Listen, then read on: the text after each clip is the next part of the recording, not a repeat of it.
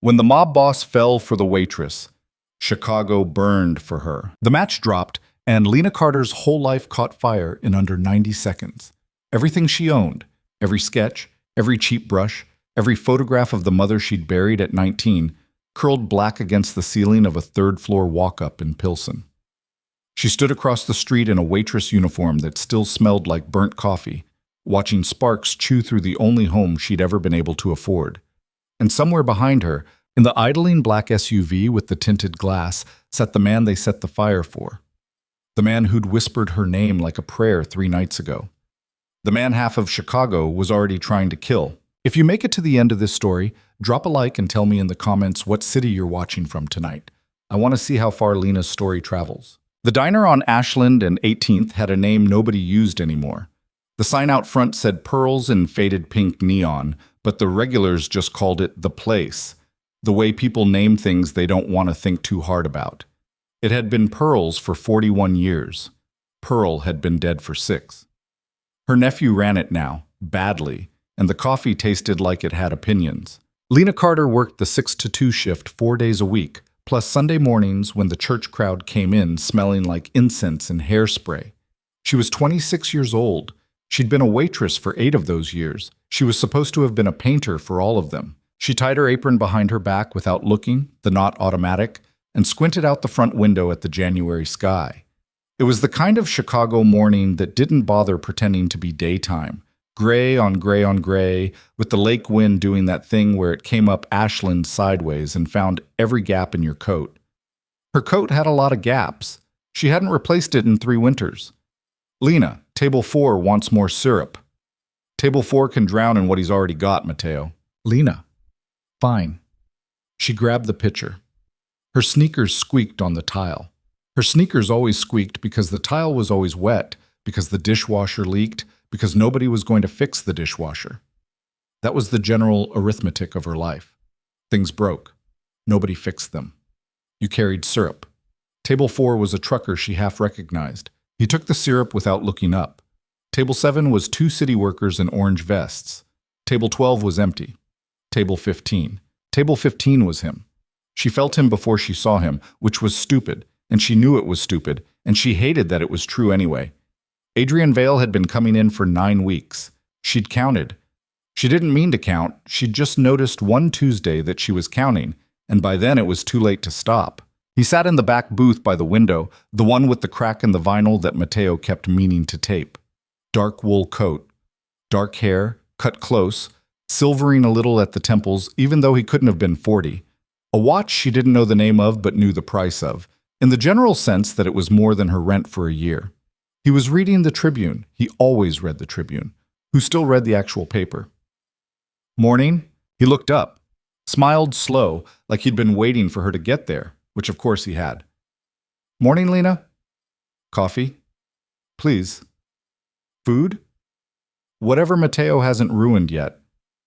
That's nothing, then. His smile widened a fraction. Surprise me. She poured his coffee. Her hand was steady. She made sure of it. She'd learned over 9 weeks how to make sure of it. Rough night? He asked. Why? You've got paint on your wrist. She looked. Cadmium red, a smear the size of a thumbprint, right where her sleeve had ridden up. She'd scrubbed that wrist for 10 minutes in the staff bathroom and missed a patch. It's nothing. It's not nothing. He tilted his head. What were you working on? Water tower. At night? From memory. From memory. He set the paper down. You paint water towers from memory. I paint a lot of things from memory, Mr. Vale. The coffee's getting cold. Adrian. The coffee's getting cold, Adrian. She turned before he could answer, because if she didn't turn, she was going to stand there like an idiot. And she had rent due on Friday, and the landlord had started leaving notes in the doorframe instead of the mailbox, which was never a good sign. Mateo caught her eye from behind the counter and raised one eyebrow the way he did. She gave him nothing back. Mateo was 32, recently divorced, and convinced that any man who tipped over 15% was either hitting on the waitress or laundering money. In Adrian Vale's case, he'd landed on both, which he announced roughly once a week in Spanish. He thought she didn't understand well enough. She understood fine. Her mother had been Puerto Rican.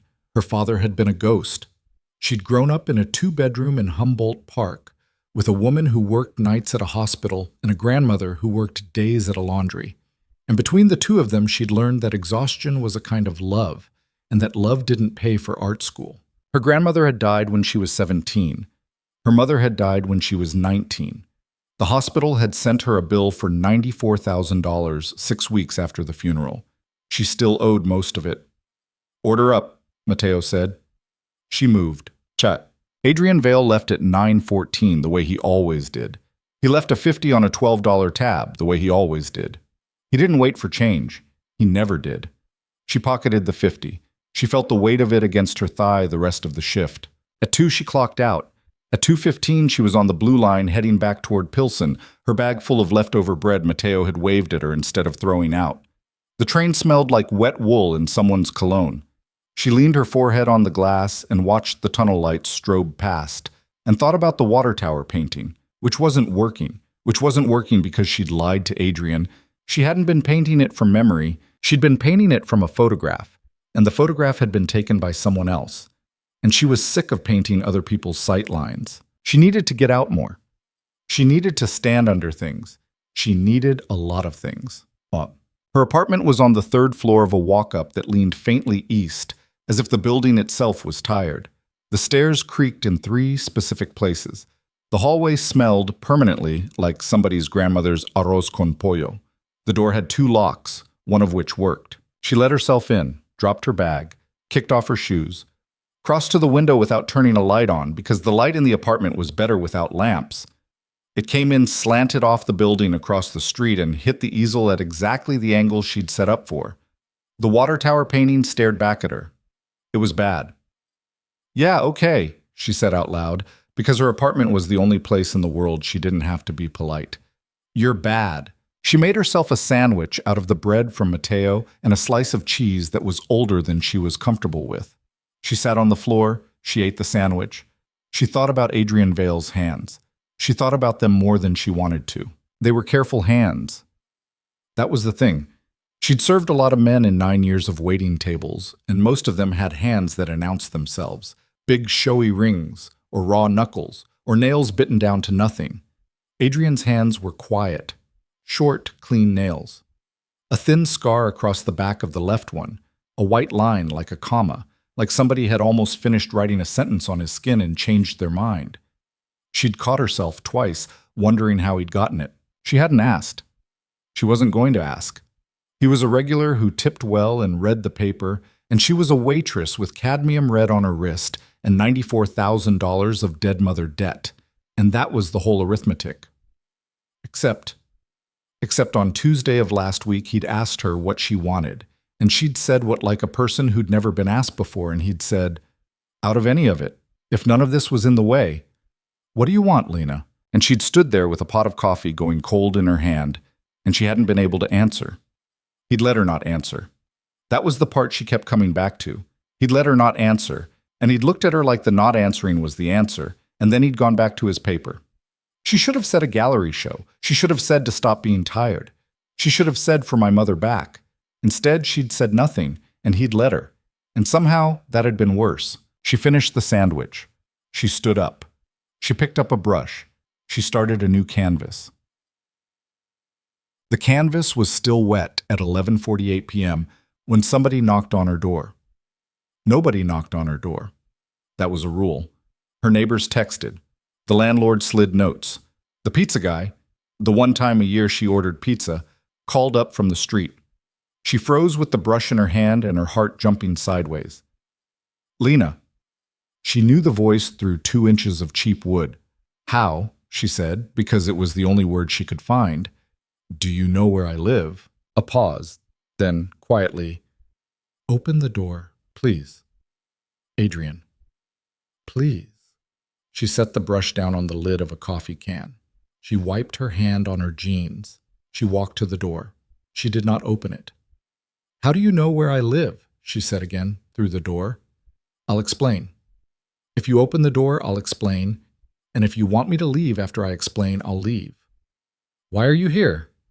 "Because you're not safe." She laughed. It came out wrong, high, thin. I'm not what? Lena, please. She opened the door. He was alone. That was the first thing. He was alone, and his coat was darker at the shoulder, wet from snow she hadn't noticed starting. He looked like he'd been running. Adrian Vale did not look like a man who ran.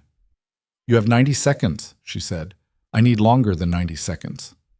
You have 90 seconds. He nodded. He didn't come in. He stayed in the hallway. That detail she'd think about later, a lot. My name is Adrian Vale. I know your name. You know the one I give Mateo. You don't know the rest of it. He kept his voice low, conversational, the way you'd explain the weather. I run a construction and logistics company on paper. On paper, that company is clean. Off paper, it controls about 60% of the movement of certain goods through this city and has for 11 years. You can do with that information whatever you want, but I need you to understand it before I say the next part. She stared at him. The next part, she said. Her throat was dry.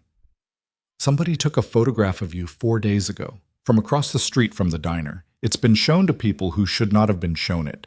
I didn't know until tonight. I found out at 9. I've been trying to get here since 9. Somebody took a photograph of me. Of us. Of me looking at you. You were reading the paper. I was not, he said, reading the paper. Something cold opened in the center of her chest. You need to leave this apartment tonight, he said. I have a car downstairs. I have a place you can stay. I have people I trust, not many, but enough. I am asking you to come with me, and I am aware of how this sounds.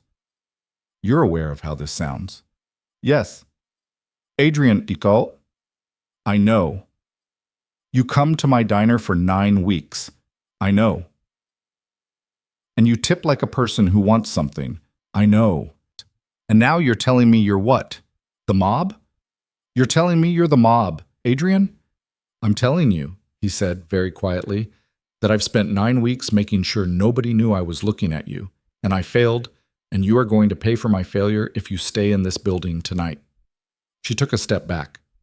He didn't take a step forward. That, again, she noticed it and filed it somewhere she couldn't name yet. I don't know you, she said. You don't. I don't owe you anything. You don't. Why should I believe a word of this? He was quiet for a second.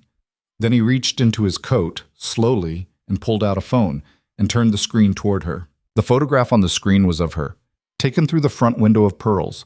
She was laughing at something, her head tipped back, the pot of coffee in her hand. You could see Adrian's shoulder in the corner of the frame. You could see his hand on the table, the one with the comma scar. Underneath the photograph, in a text thread, she couldn't read the name of somebody had written, "This her?" And underneath that, somebody else had written, "That's her. Do it clean." She looked at Adrian's face. He looked like a man watching a building he'd built with his own hands come down. Who is Do It Clean? She said. His name is Marco Benedetti. And what is it? Adrian didn't answer. What is it, Adrian? It's you, Lena. She put her hand on the doorframe because her knees had stopped working. Oh, she said, and then she didn't say anything for a while. She packed in 7 minutes. She didn't remember most of it later. She remembered grabbing the wooden box from under her bed, the one with her mother's rosary, and the last photograph of her grandmother and a lock of hair she'd cut off her own head at 16 for reasons she couldn't now reconstruct. She remembered grabbing a sketchbook. She remembered not grabbing the water tower painting because the water tower painting was bad, and she wasn't going to die next to a bad painting. Adrian didn't touch anything. He stood in the hallway the whole time. When she came out with a duffel bag over her shoulder, he said, "Is that all of it?" "It's all of it that matters." He nodded. He took the bag from her without asking, and she let him, and she was already ashamed of how easily she let him. They went down the stairs. The building was quiet. Mrs. Delgado's TV was on in 2B, the way it always was, blue light leaking under the door. The smell of arroz con pollo had faded into the smell of wet carpet. Lena touched the banister on the second-floor landing because she knew, suddenly, without knowing how she knew, that she was not going to touch it again. There was a black SUV idling at the curb. The windows were tinted so dark they looked painted. A man she didn't know was behind the wheel. He didn't turn around when they got in. "Drive," Adrian said. The man drove. They were 4 blocks away, stopped at the light at Halstead, when her phone buzzed in her pocket. She almost didn't look. She was trying not to have a full-body panic attack in the back of a stranger's car, and checking her phone felt beneath the occasion. She looked anyway. Habit. It was her neighbor, Mrs. Delgado. She was typing in the erratic all caps of a woman who was not sure where the shift key lived. Lena mija, are you okay? The building. Lena mija, the fire. Lena's head came up. Turn around. Adrian looked at her. Lena. Turn the car around. My building, Gil. Lena. Turn the car around. He looked at the driver. The driver said nothing. Adrian said quietly, Go back. One pass. Don't stop. The SUV turned. Lena pressed her forehead to the window like a child. They came up her street from the south, slow, and she saw the orange before she saw anything else. A pulsing, living orange that turned the snow on the opposite sidewalk into something that looked like wet amber. Her building was on fire. The third floor was on fire. Her floor. Her windows. People were in the street in bathrobes. Mrs. Delgado was on the corner with a blanket around her shoulders and her little dog shaking under one arm. A fire truck was trying to get down the narrow street, and a Prius was blocking it, and somebody was screaming at the Prius. Lena made a sound she didn't recognize. Keep driving, Adrian said to the driver. If you stop here, she dies in the next 10 minutes. Keep driving. The SUV kept driving. Lena turned around in the seat, against the seatbelt, and watched her apartment burn through the back window until the street curved and it didn't exist anymore. Nobody spoke for a long time. The SUV moved north, then east, then north again. Lena lost track of streets. She was not, she realized distantly, actually crying. She was doing a thing that looked like crying from the outside, but was mostly just her body leaking while her head did something else, something cold and methodical, like an accountant walking through a house doing inventory. The sketchbook. That was in the bag. Okay. The box with Mom's rosary. In the bag. The painting of the water tower. Gone. Fine. It was bad. The painting of her mother. Her mother's face, from memory, from the good days before the hospital that she'd been working on for 2 years and hadn't finished, that she'd been scared to finish because finishing it would mean admitting she couldn't see her mother's face as clearly as she used to. Gone. Her throat closed. Lena. She didn't look at him. Lena. Breathe. Don't tell me to breathe. Okay. Don't. Her voice cracked. Don't say my name like that. Okay. She put her forehead against the cold glass. The city moved past outside. Somewhere a siren. Somewhere a train. Somewhere, probably, a man named Marco Benedetti was eating dinner. How long? She said. How long what? How long have you been watching me? He was quiet. Adrian? 9 weeks in the diner. How long have you been watching me? A longer silence. The driver did not move. The driver had the stillness of a man trained not to hear. 7 months, Adrian said. She closed her eyes. Say that again. 7 months. 7 months. Lena. Before you ever walked into the diner? Yes. How? Does it matter? Yes, it fucking matters, Adrian. How? I saw one of your paintings. She opened her eyes. She didn't turn her head. She watched his reflection in the window. I saw one of your paintings, he said again, at a coffee shop in Wicker Park. You'd hung 3 of them, for sale. The one in the middle was a woman on a fire escape at night, and she was looking down at the street, and the streetlight was hitting her face wrong. It was hitting her from below, the way a streetlight would, and I had never seen a painter get that right before. Most painters light faces like they're in a room. You lit her like she was in a city. I stood there for a long time. You bought it. I bought it. Under what name? Not mine. Of course not. I had someone find out who'd painted it. I had them find out carefully. He stopped. I wasn't going to approach you. That wasn't the plan. I was going to buy the other 2 and be done. But then I drove past the diner one day and saw you through the window. And I thought, I'll go in once. And then I went in once, and it was... He stopped again. It was a mistake. The whole thing. I knew it was a mistake. I did it anyway. I kept doing it. and somebody was watching me while I did it, and now your apartment is on fire." She finally turned her head.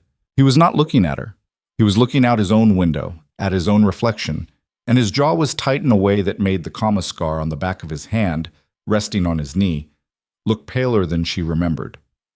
"I am not," he said, "going to tell you that I'm sorry. I don't think sorry covers it.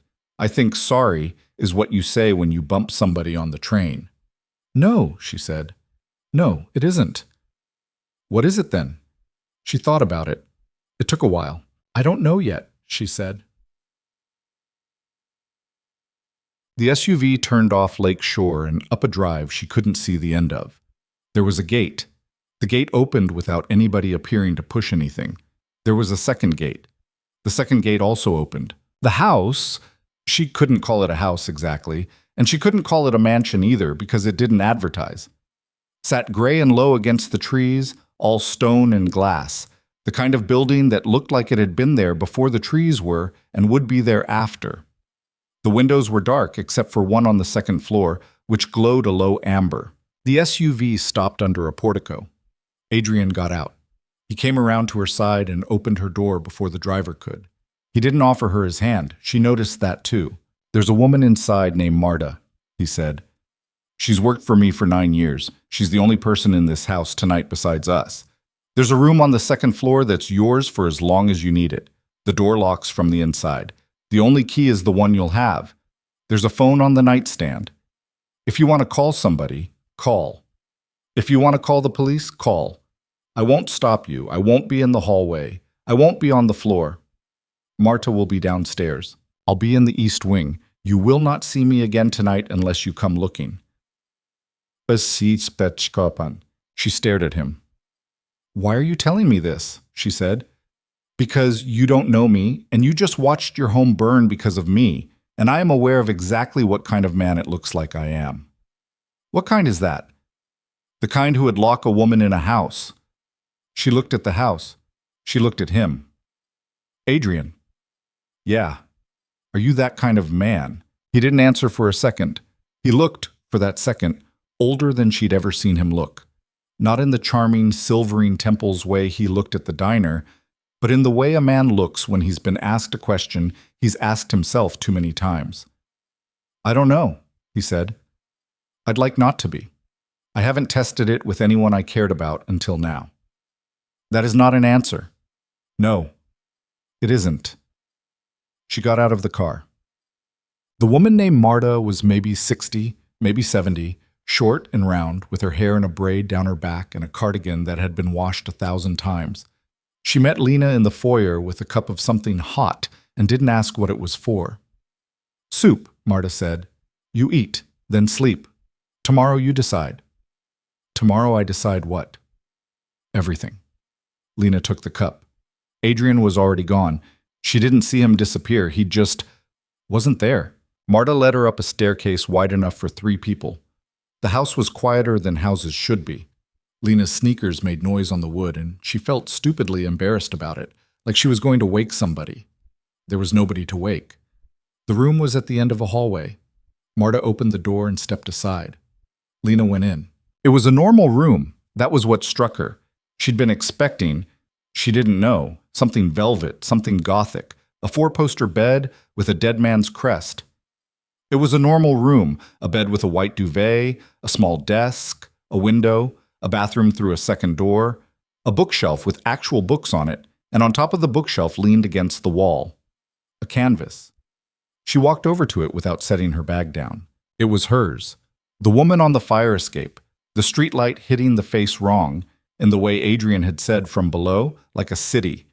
She'd sold this painting 7 months ago to a buyer who'd paid in cash through the coffee shop and hadn't left a name. She had stood in this room for the first time in her life, and the painting was already waiting for her. Something in her chest did a thing she didn't have a word for. Marta was still in the doorway. Lena didn't turn around. "Marta." "Yes, mija."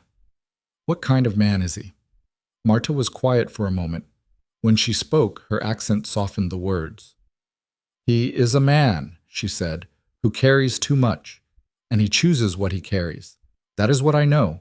The rest you will have to see for yourself." She closed the door. Lena heard the soft click of it. She waited. She waited another beat. She went to the door and tried it. It opened. She closed it again. She locked it from the inside the way he'd said. She put her forehead against the wood.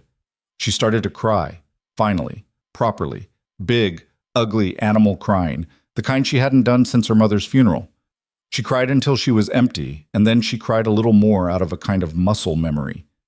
She slid down the door and sat on the floor and held the cup of Marta's soup against her chest until it stopped being hot.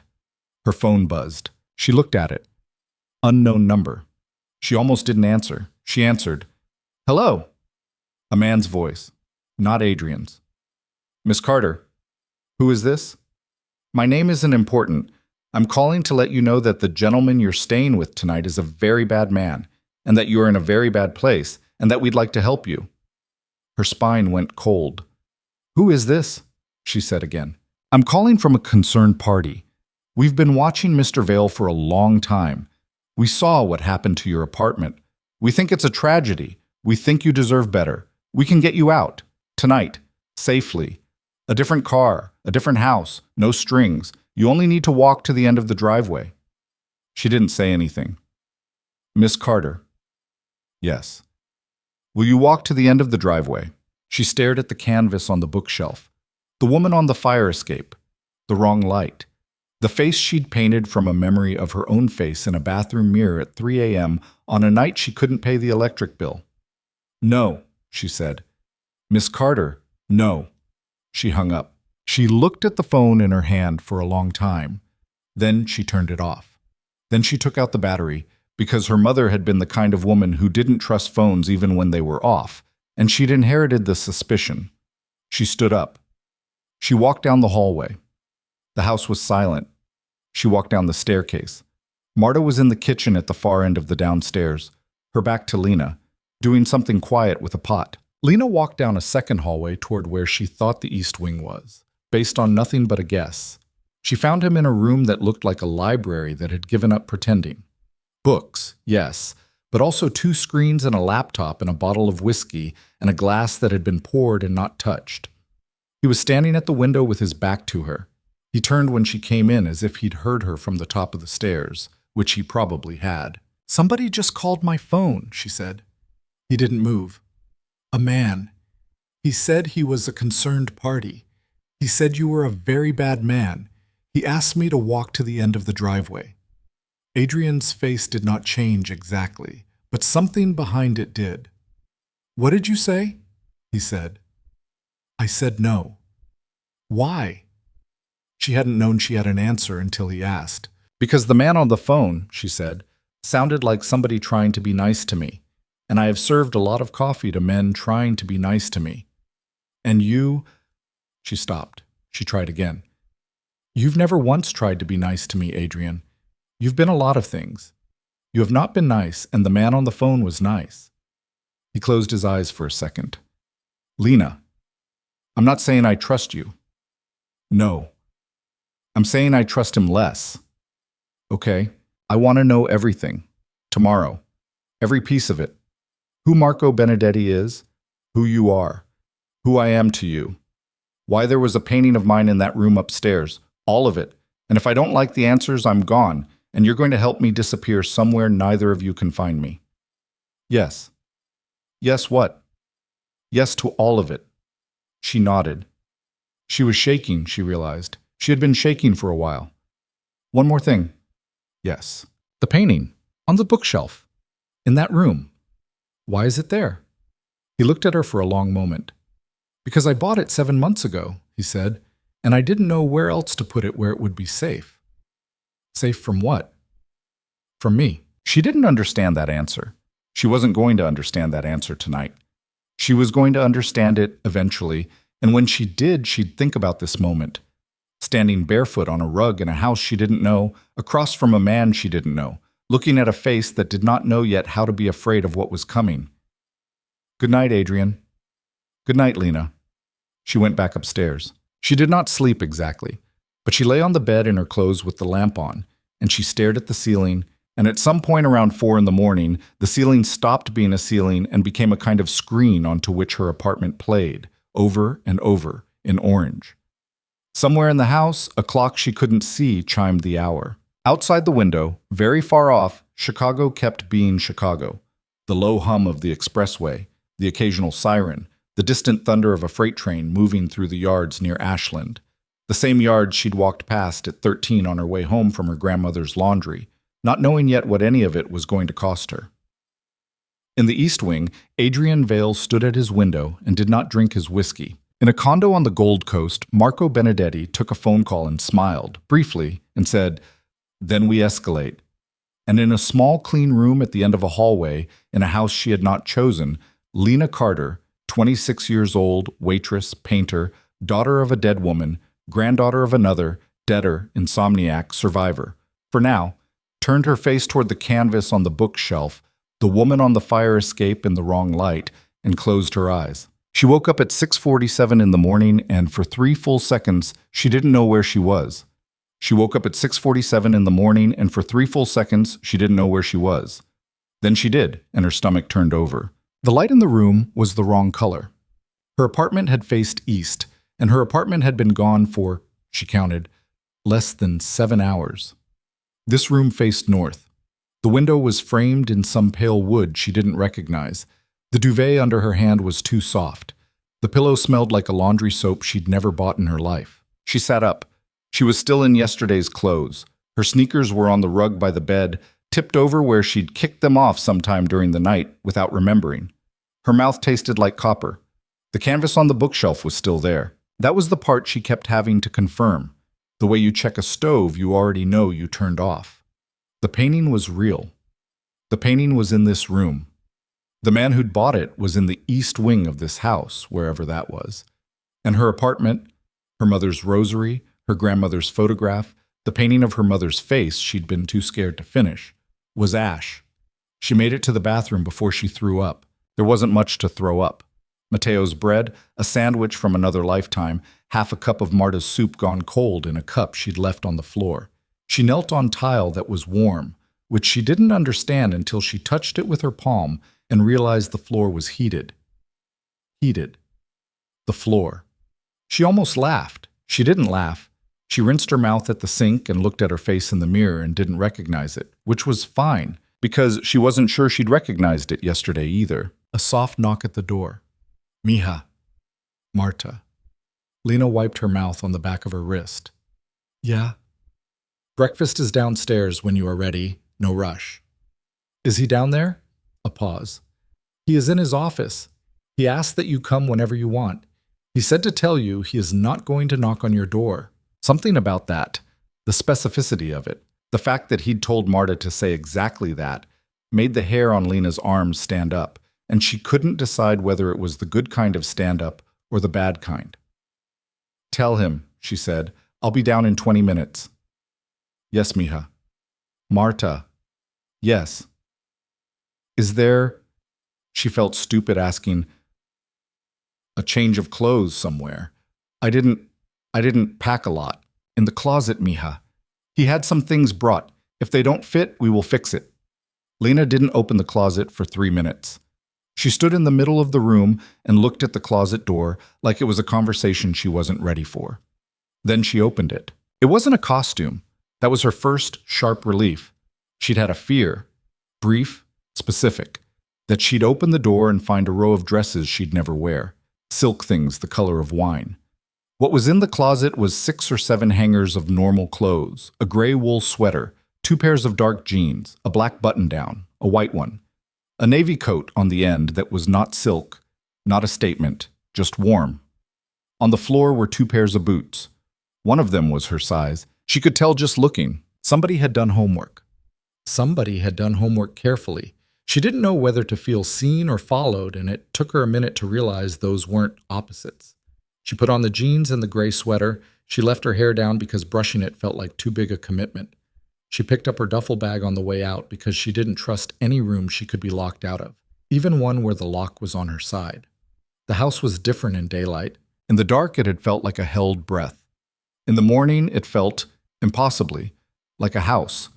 A very large, very quiet house with a lot of glass and a lot of gray stone and almost no color anywhere except a rug here and a book there. She passed 3 paintings in the hallway and stopped at none of them. They were good. They weren't hers. The kitchen was at the back of the downstairs, opening onto a long room with a wall of windows that looked out over a lawn that ended in trees that ended, she knew without being able to see it, at the lake. There was no snow on the lawn. The lawn was bare and frosted, and the trees were black against a sky the color of cold water. Marta was at the stove. She didn't turn around when Lena came in. Eggs? I don't think I can keep them down. Toast, then. And tea. Not coffee this morning. You have had enough coffee in your life. That is objectively true, Lena said, and sat down at the island and put her face in her hands for a second because the kindness of the remark had hit her harder than she was ready for. Marta set a plate in front of her, dark bread, good butter, a little bowl of honey, a mug of tea that smelled like something a grandmother would drink. Eat what you can. Marta. Yes. Why are you being nice to me? Marta looked at her for a long moment. She had very calm eyes. She had the eyes of a woman who had seen a lot and decided which parts of it were worth carrying. Because you are here, Marta said, and you are scared, and I have been scared in kitchens that were not mine. That is enough reason. Lena ate the toast. She didn't think she was going to, and then she did, and then she ate a second piece. Marta didn't say anything about it. Marta washed a pan. He is down the hall, Marta said finally, without turning. Last door on the right, the one that is already open. Lena set the mug down. Okay. Mija. Yeah. Ask him everything. I was planning to. Ask him twice. Lena nodded. She stood up. She walked down the hallway. Her sneakers were gone, replaced by the boots from the closet, and they made a different sound on the floor. A firmer sound. A sound that didn't announce poverty, and she hated that she noticed. The door at the end of the hallway was open, the way Marta had said. Adrian was at a long table with 2 phones face down and a laptop closed and a file folder open in front of him. He wasn't reading it. He was looking at the window behind the table, the same way he'd been looking at the window last night. He had on a dark sweater. He had not slept. She could see it in his face the way you could see a bruise coming up under somebody's eye. He heard her in the doorway and turned. Come in. I'm fine here. Okay. She didn't come in. She leaned against the frame. She crossed her arms. She was aware of how she looked, and she was aware that he was aware, and she did it anyway. I want to know who Marco Benedetti is. He nodded. I want to know what you did to him. Okay. I want to know what you do. Not the PR version. Not construction and logistics. I want the real version, in plain English, and I want it in the next 10 minutes, because in 11 minutes, I'm going to stop being able to listen. Okay? And I want to know, she said, and her voice almost cracked, and she forced it back into line. How long I'm going to be in this house? He considered her. Sit down, Lena. I don't want to sit down. Sit down because what I'm about to tell you is going to take longer than you can stand for. She sat down. She took the chair farthest from his, at the end of the table, and put her bag in the chair next to her because she wanted there to be more than air between them. He didn't move. He didn't get up. He didn't do the thing men did where they leaned forward to show sincerity. He stayed where he was, across a long stretch of wood, and he looked at her like she was a person whose attention he was trying not to waste. Marco Benedetti, he said, is the son of a man named Salvatore Benedetti who ran most of the west side of this city when I was 19 years old. I worked for Salvatore for 2 years. I was a driver. Then I was not a driver, and then I was somebody he trusted. And then Salvatore died in 2011 of a heart attack in his own kitchen, and the business did not go to Marco. It went to me. Because Salvatore had decided, at some point nobody can pinpoint, that Marco was not the one he wanted holding it. Lena didn't say anything. Marco was 23 when his father died. I was 28. For about 4 months after the funeral, Marco tried to be my partner. He was bad at it. He took money that wasn't his, and he made deals I hadn't approved, and he almost got 2 of my people killed in a warehouse in Gary, Indiana, because he wanted to feel important. I bought him out. I gave him more than he was worth. I told him to go to Miami. He went to Miami for 9 years. He came back in September. 3 weeks before I walked into your diner the first time. Her throat did something small and tight. Coincidence? She said. No. Say more. Marco came back because he found something, or he thinks he found something. Some people he's been talking to have told him there's a way to move me out and move him in. He's been putting a coalition together. 3 other families, most of them middle tier, one of them ambitious. They've been feeling me out since October. Small things. A shipment rerouted. A foreman at one of my sites who got an offer. A cop on my payroll who got a better offer from a guy she said had a Miami tan. Then why? Lena started. Why was your first move this fall to start coming into a diner on Ashland? That's a fair question. Answer it. He didn't look away. Because I'd been clean for 3 months. Clean. Off of it. Out. On paper. I'd started untangling. I'd moved 2 of my businesses fully legitimate in the spring. I was in the middle of a plan to do the rest of it inside of 3 years. I thought I had time. I thought... He stopped. He seemed to be picking his next sentence very carefully, the way you pick up broken glass. I thought that the version of me that walked into your diner was going to be the version I was when I walked out of all of it. I thought I'd already paid the part of the bill that was going to come due. I was wrong about that. You thought you could be a regular. I thought I could be a man who drinks coffee in a diner. And you thought you could be that man at my diner, looking at me, and nobody would notice. I thought, he said very quietly, that I'd been careful enough. I was wrong about that too. She sat with that. How'd they find out about me? A man named Devlin Ortiz. He worked as a driver for one of Marco's allies. He drove past Pearls on November 12th at 8:20 in the morning. He was on his way to drop something off in Bridgeport. He saw my car. He knew my car because 10 years ago he almost worked for me, and he didn't forget what I drove. He went around the block. He sat across the street for 6 minutes. He took 3 photographs. He sent 2 of them to the man who drove him. The man who drove him sent them to Marco. Why November 12th? Because that was the day you laughed. She stared at him. Excuse me? The photograph. The one I showed you last night. The one where your head is tipped back. That's the one they passed around. They didn't pass around the others. They passed around that one. Why? Because, he said, it's a photograph of me looking at a woman like she is not an employee. Her face went hot, and she was angry at her face, and she hated that he could see her face go hot. So she tried to make her face colder on purpose, which she knew wasn't working. Okay. I'm telling you this. Okay. Because you asked. Okay? Lena, keep going. He kept going. He told her what Marco had spent 10 years building in Miami. He told her about the 3 families. He told her about a man named Keene, who broke legs for a living in the 90s and now did strategy. He told her about the warehouse in Gary and what Marco had almost done there when he was 23. He told her the approximate number of people who worked for him directly, which was 81, and the approximate number who worked for the businesses he owned outright, which was 400 and something. He told her the approximate size of the problem she was now in the middle of, which he did not give a number to, but which she understood to be large. He told her about her apartment. The fire was set by a man named Danny Pierce. He's done work for Marco's people for 11 years. He's careful.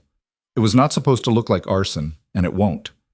CFD is going to call it an electrical fault in a building with a history of electrical faults. Your landlord is going to be shocked. Insurance is going to pay out. Nobody died. Nobody was going to die. The fire was a message. A message that says what? A message that says we know where she sleeps. She was going to throw up again. She didn't. She breathed in and out of her nose. And if I'd been home, they knew you weren't. How? Because I got you out.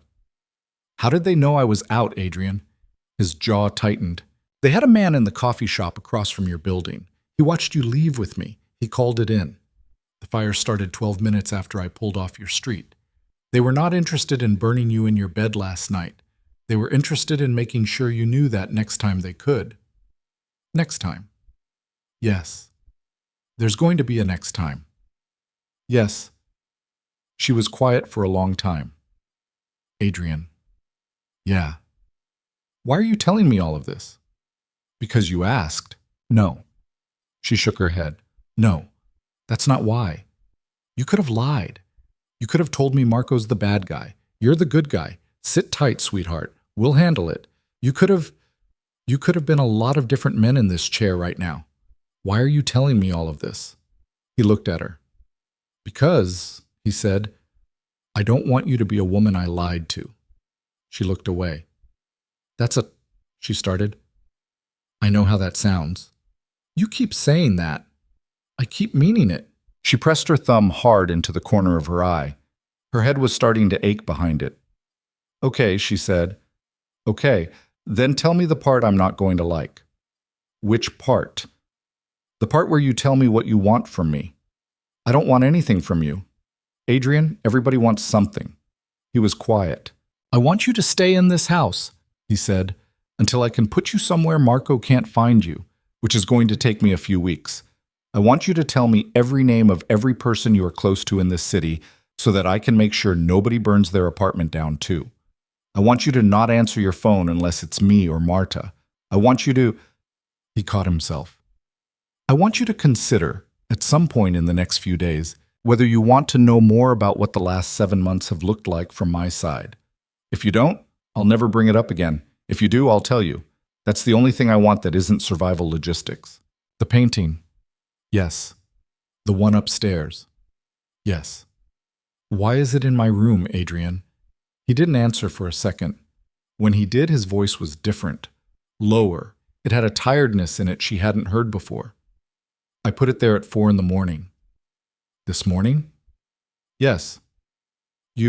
I thought, he said, that when you woke up, the room would be less...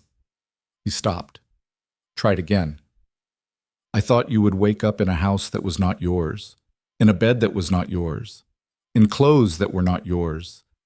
And I thought if the first thing you saw was yours, it might be a little less bad.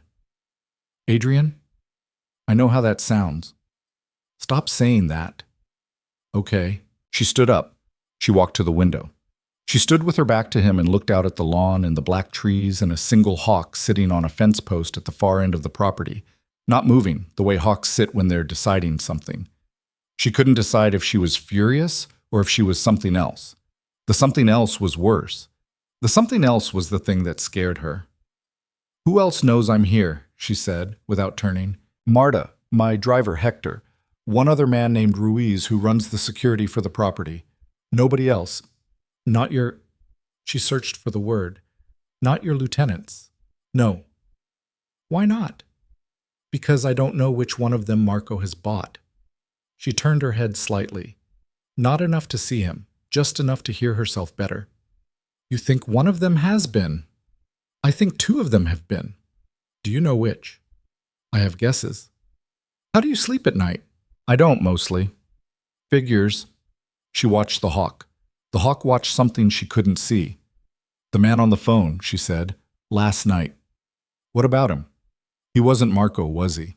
No. He was one of Marco's. Yes. How did he get my number, Adrian? Your number's been in 6 databases in this city since you signed a lease.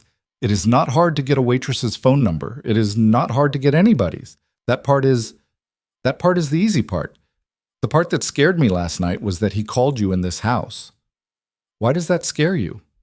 Because it means he wanted you to know he could reach you here. The hawk lifted. It went up into the black trees and was gone. What would have happened, she said, if I'd walked to the end of the driveway? A long pause. I don't know exactly, Adrian said. I have ideas. None of the ideas are good. Give me one. Lena. Give me one, Adrian. The best case version is that you end up in a different house, an hour out of the city, being asked very politely for information about me that you don't have, until somebody decides you've told them everything you're capable of telling them. The worst case version is that you don't make it to the different house. Both versions end the same way. I'm telling you this because you asked. I'm not telling you to scare you. You're telling me because I need to know. Yes. Okay. She turned around. She looked at him. He was watching her steadily, his hands flat on the table, and she realized suddenly that he had not once in this conversation tried to touch her. Not a hand on her arm when she sat down. Not a touch on her shoulder when she'd turned to leave last night. He had kept a distance so careful it was almost architectural. She didn't know whether that was respect or whether it was a kind of fear. What's your plan? She said. Which part of the plan? You said a few weeks. To put me somewhere. What happens in a few weeks? Marco will have made a move that I've been trying to bait him into making since September. Before you. Before the diner. I've been setting up a... He paused, and she could see him picking a word that wasn't the real word. A set of files. Records. Things I've been collecting for a long time. Things that, if the right people saw them, would end Marco's career in this city inside of a month. I haven't used them yet, because the second I use them, we're at war, and I've been trying to avoid war for 4 years. But, you've been trying to avoid war. Yes. A mob boss, she said, trying to avoid war. He almost smiled. It didn't reach his eyes. I didn't say I was a peaceful man, Lena. I said I was trying to get out. Peaceful is not the same as smart. I didn't want war because war costs me things I've already spent too much to build. But now, he gestured vaguely, meaning her, meaning the fire, meaning the phone call. Now I don't get to avoid it. Because of me. Because of me. Adrian. Yeah. If I weren't here, if you'd never come into the diner, would Marco still be coming for you? Yes. Sure? Yes, he came back to Chicago to come for me. You were an accelerant. You were not the fire. She nodded slowly. That mattered to her. She didn't want it to matter to her. It mattered to her. I'm going back to my room, she said. Okay. I'm going to sleep, for real this time. I didn't last night. Okay? When I wake up, I want to eat something bigger than toast. Okay? And I want to see the rest of the house, not as a prisoner, as a person who's going to be here a few weeks. Okay? And Adrian. Yes. If you lie to me about anything, any detail, any name, any number, I won't yell. I won't fight. I'll leave. I'll take my chances at the end of the driveway. Are we clear on that? We're clear. Good. She walked back through the kitchen. Marta didn't look up. Marta was doing something with carrots, and she was doing it with the concentration of a woman who had decided 40 years ago that carrots were the part of her day she got to control. Lena paused at the doorway. Marta. Yes, mija. He told me the truth, didn't he? Marta stopped cutting. She rested her hands on the edge of the counter. I don't know what he told you, she said. You know what I mean. Marta was quiet for a moment. He tells the truth, she said finally, when he is afraid. He lies when he is comfortable. He has not been comfortable in a long time. You should listen to him now while he is afraid. Later he will be calm again, and it will be harder. Lena looked at her.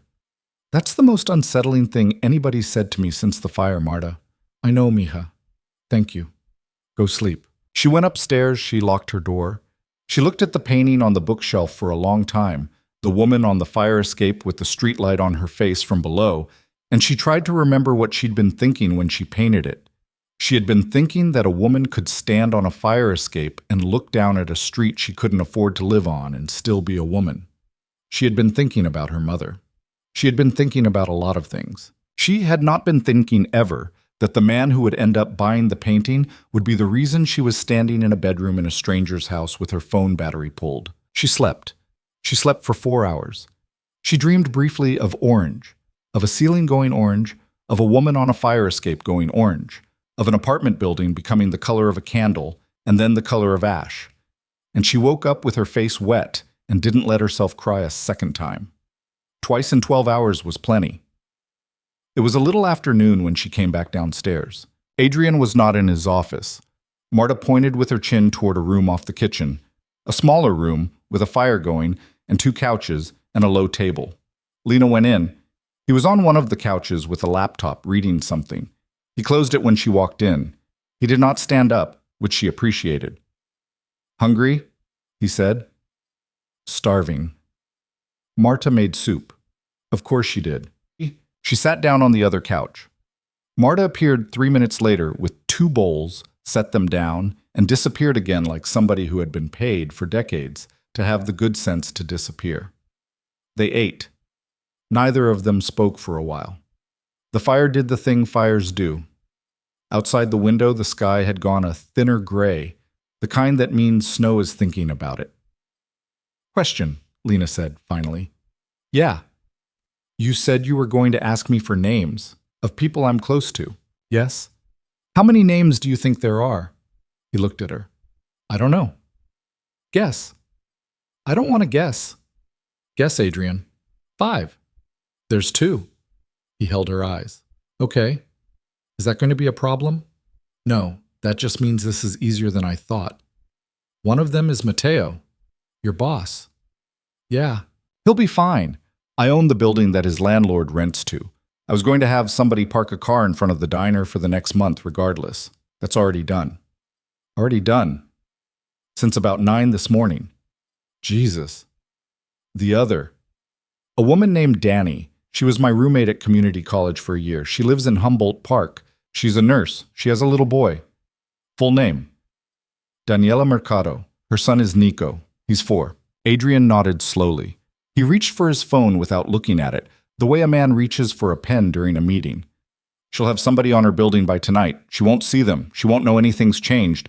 If anybody goes near her, we'll know inside of a minute. Is there anybody else? She thought about it. She thought about a man at the laundromat who always gave her quarters. She thought about the lady at the library who held books for her. She thought about her AA sponsor from 2 years ago, who she didn't call anymore, but who had saved her life twice.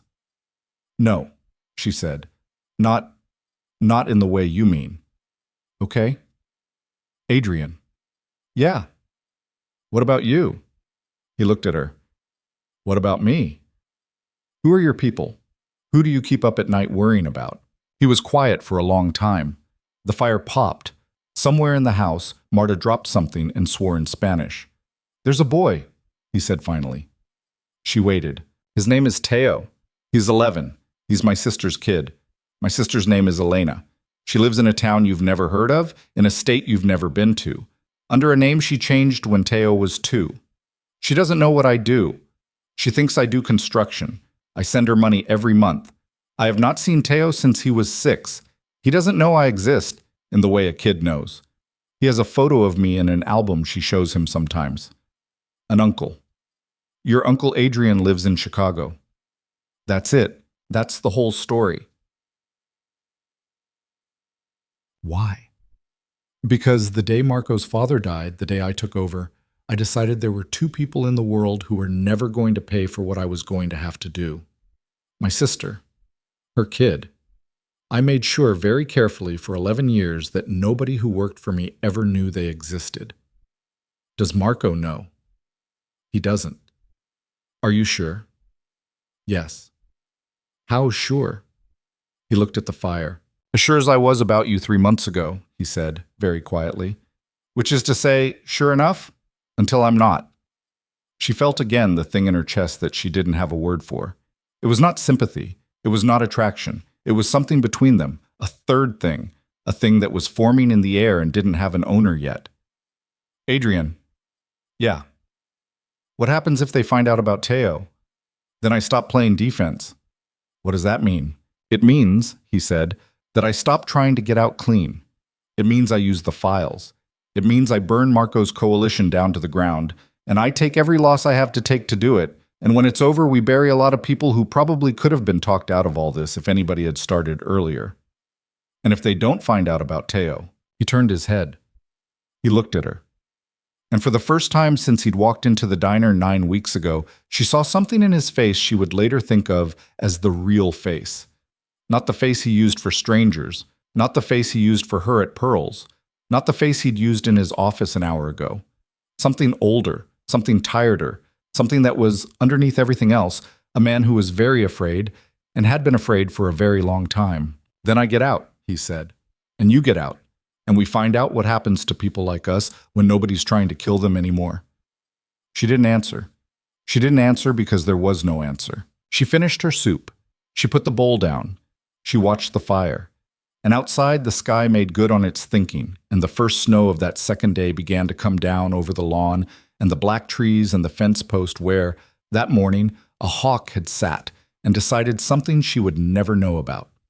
Somewhere in Pilsen, a fire marshal was writing a report that blamed a faulty outlet. Somewhere in a condo on the Gold Coast, A man named Marco Benedetti was looking at his phone and smiling at a photograph of a woman with her head tipped back in a laugh and deciding very carefully what the next message was going to be.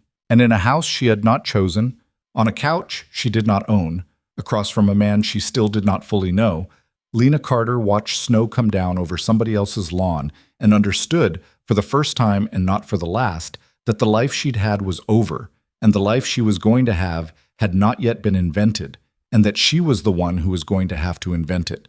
She reached for her tea. It was cold.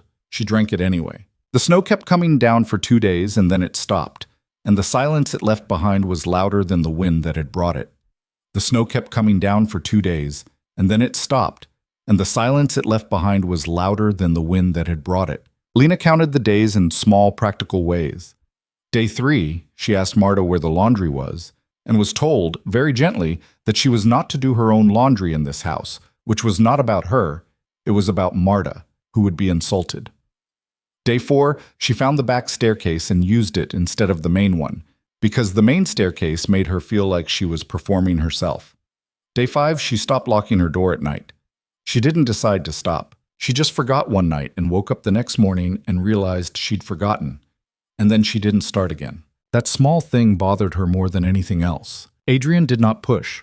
That was the part that kept her unbalanced. She had been bracing, since the moment she'd walked into his office that first morning, for him to start asking for something, anything, even a little thing.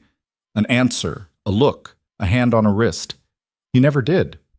He came and went. He ate meals with her when she came down for meals, and he didn't when she didn't. He answered questions. He did not ask them back unless she offered first. He was, in a way she had not expected and did not fully trust, a quiet man. She didn't trust quiet men. Her father had been quiet.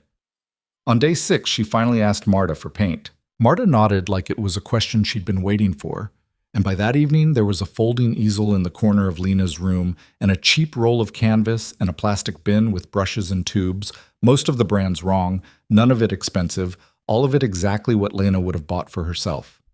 She stood in front of the bin for a full minute, trying to figure out how Marta had known to get the cheap kind. I told her, Adrian said from the doorway, that you wouldn't want the good kind.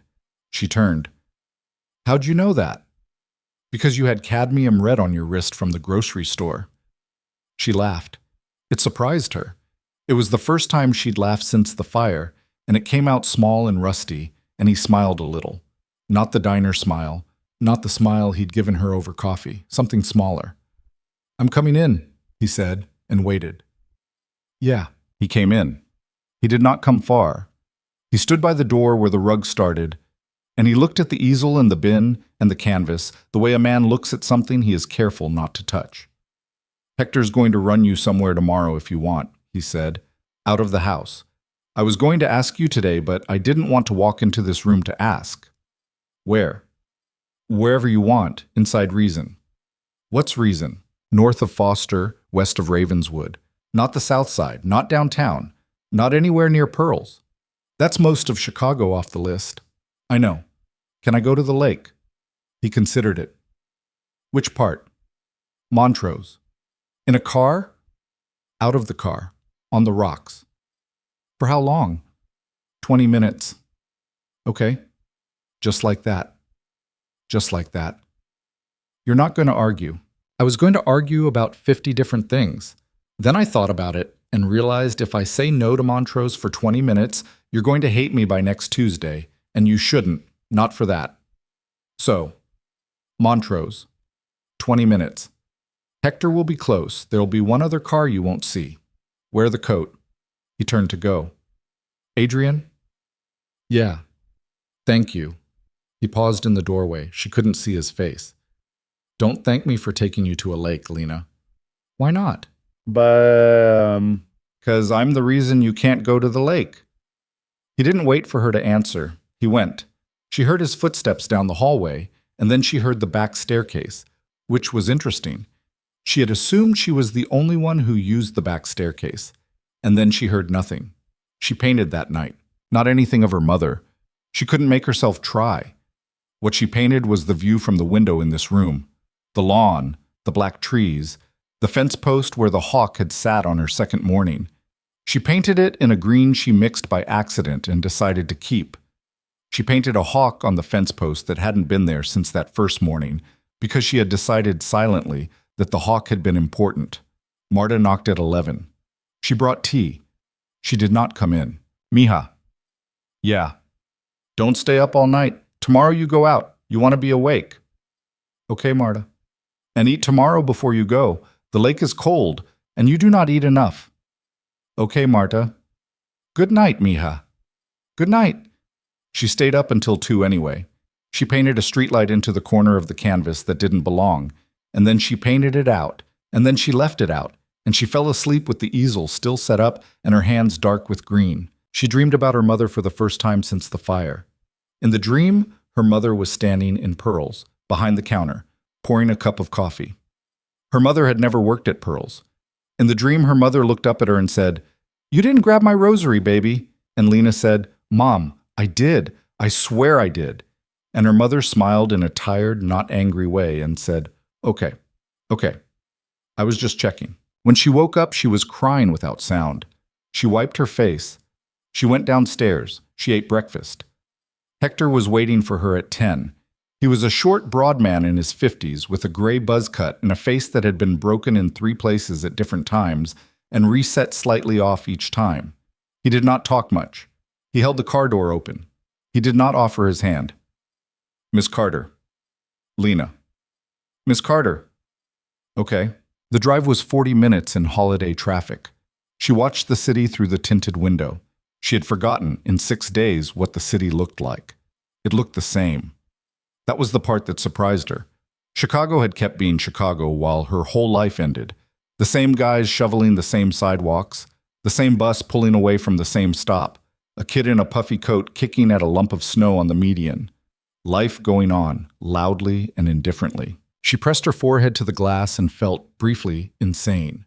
The Montrose rocks were cold and empty except for 2 dog walkers and an old man with a thermos of something steaming. Hector parked. A second black car she had not noticed sat down the way, on the other side of the harbor, with its engine running.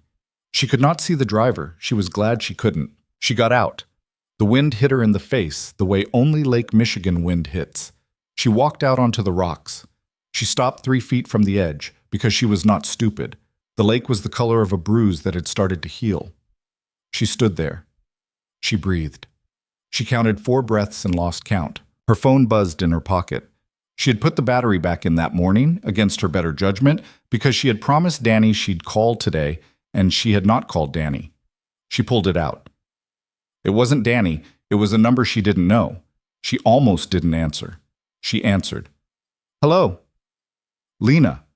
A woman's voice. A voice she didn't recognize. Warm, older, unhurried. "Who is this?" "My name is Rosalind. I'm a friend of Adrian's, or I was, a long time ago. I'd like to meet you. Today. Right now, if you can." Lena turned her body slightly so the wind wasn't in her face. Hector was watching her from the car. She could see his shoulders go a fraction straighter. "How do you have this number?" "Adrian gave it to me." "He didn't tell me that."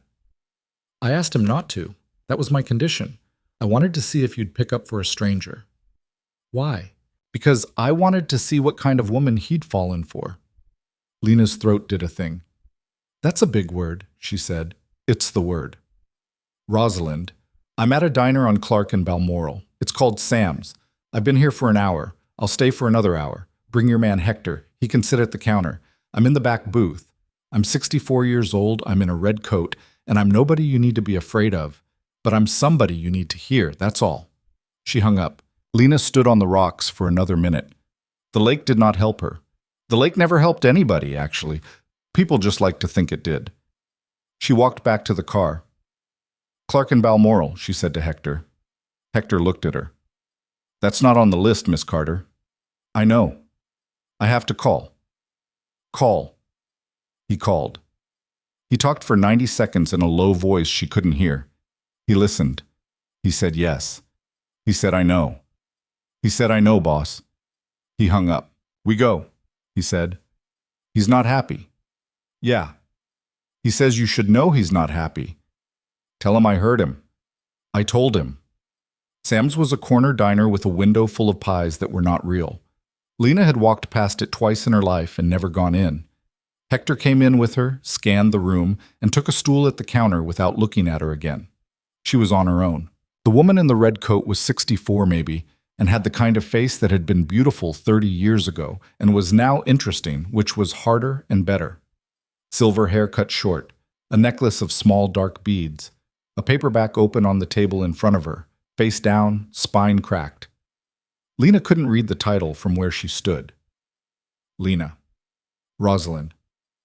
Sit down, sweetheart. You want coffee? No. Tea? No. You sure? Yes. Okay. Lena sat. She kept her coat on. She kept her hands on her thighs under the table. Rosalind looked at her for a long moment. She did not look at her the way men looked at her. She did not look at her the way women usually looked at her either. She looked at her like a building inspector looking at a house she was deciding whether to condemn. You look tired, Rosalind said. I am tired. Scared? Yes. Good. Good? You're not stupid. Stupid women don't get scared until it's too late. Scared is the right thing to be. Hold on to it. Lena did not answer. I knew Adrian's mother, Rosalind said. That is how this begins. She and I worked together in a flower shop on Taylor Street in the late 70s. She was 17, I was 19. She married his father when she was 19. She buried him when she was 24. I was at that funeral. I was at Adrian's baptism. I am not, to be clear, the woman in Adrian's life. I am not an ex. I am not a lover. I am not anything dramatic.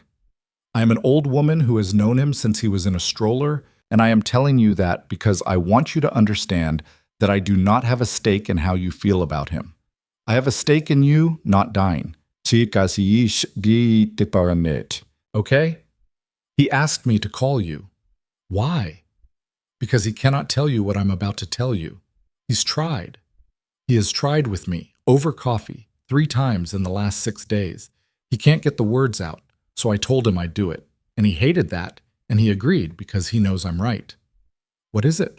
Rosalind set her coffee down. She folded her hands. Adrian is not, she said, a good man. I know. You don't. Not yet. You know a version of it. The version where he sits across from you in his office and confesses in that careful voice of his, and you get to think, well, at least he's honest. He is honest. That is one of the 2 or 3 true things about him. He is honest, and he is careful, and he is in love with you, and none of those 3 things are going to save you. Lena's mouth went dry. Rosalind, let me finish. I'm only going to say this once because it'll be easier if I only say it once. Okay? I watched that boy grow up. I watched him go from a kid who was too smart for his own good to a young man who was too smart for his own good. And at every junction where he could have gone one way, he went the other way. He did not have to take the job with Salvatore Benedetti. He chose. He did not have to stay on after the first year. He chose. He did not have to accept the business when Salvatore died. He chose. He has made every choice that has brought him to this table, and he has made most of them carefully, and a few of them he has made because he liked the way they felt. I need you to hear me, Lena. He has at times liked the way some of this felt. That is important. That is the part he will not tell you. He will tell you he fell into it, that it grew around him, that he tried to get out. All of that is true. What is also true is that there have been years of his life when he was very good at being who he is, and he knew he was very good at it, and he did not want to stop. And then, somewhere, he did want to stop. And then he walked into a diner on Ashland and saw you laughing, and he wanted to stop more. Lena did not say anything. She had nothing to say. I am not telling you this, Rosalind said, to turn you against him. What are you telling me it for, then? Because when the bad thing happens, and it is going to happen, sweetheart, it is going to happen soon, you are going to have to decide who he is on his worst day, not on his best day, not on the day he picked out cheap brushes for you, on his worst day. And I need you to make that decision with your eyes open, because if you make it with your eyes closed, he'll carry you. He will carry you all the way down. He won't mean to. He'll just do it because that's what he does. So open your eyes now. Look at him now. Decide now. Decide what? Whether you're in or whether you're out, because the middle is where people die. Lena looked at her for a long time. Did you tell him that? She said. Yes. What'd he say? He said, tell her. And then he said, and tell her I know. Lena looked down at the table. Somebody had scratched a heart into it with a fork a long time ago, and somebody else had scratched it out. Rosalind. Yeah. Are you telling me to run? No. Are you telling me to stay? No. What are you telling me? I'm telling you, Rosalind said, that you are not a waitress anymore, Lena Carter. That girl is Ash. You don't get to be her again. The woman who walks out of this diner is somebody else.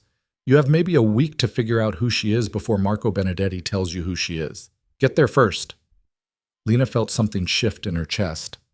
Not a softening, the opposite. Okay, she said. Okay, what? Okay, I hear you. That's not the same as okay. I know. Rosalind looked at her for another long beat. Then she reached into her bag and took out a small white card. She slid it across the table. That's my number. The real one. If Adrian dies, or if you can't reach him, or if you stop believing him, you call me. Not his people, me. I'll come get you. I don't owe him that. I owe his mother that. Are we clear? Yes. Good girl. Rosalind picked up her paperback. She stood. Rosalind. Yeah. Who is he on his worst day? Rosalind paused. She looked down at Lena. For a second, the inspector face went away. What was under it was sadder than Lena had expected.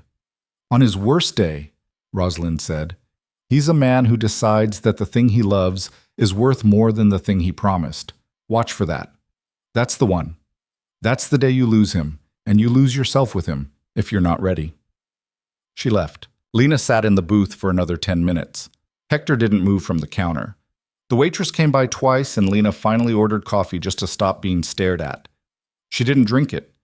When she got back to the car, she sat in the back seat and didn't tell Hector to drive. He didn't ask. He waited. Hector. Yes, Miss Carter. How long have you worked for him? 17 years. 17. Yes. Would you tell me if he was lying to me? A long silence. No, ma'am, Hector said finally. I would not. That is not my job. But I have not known him to lie about the things he tells a person straight to their face. He lies about what he's doing. He does not lie about who he is. That's a fine line. Yes, ma'am, it is. Drive me back. Yes, ma'am. She didn't speak on the way. She watched the city. She watched the L train go past on an overpass, and she thought, absurdly, about her rent, which was not due anywhere now because she did not have an apartment. She thought about her tips, which she'd never collect, which Mateo had probably set aside in an envelope for her anyway, because Mateo was a good man under the complaints. She thought about the paint on her wrist from a week ago, a week that felt like a year. When she got back to the house, she went straight to Adrian's office. The door was open. He was at the window, the way he always was at the window. He did not turn around. Did she scare you? She did her best. She's good at her job. What is her job exactly? Being the only person I'm still afraid of. She closed the door behind her. He turned. Lena. She said you loved me. He did not flinch. I'm not saying it, she said. She did. I'm telling you what she said. Don't answer it. I don't want you to answer it.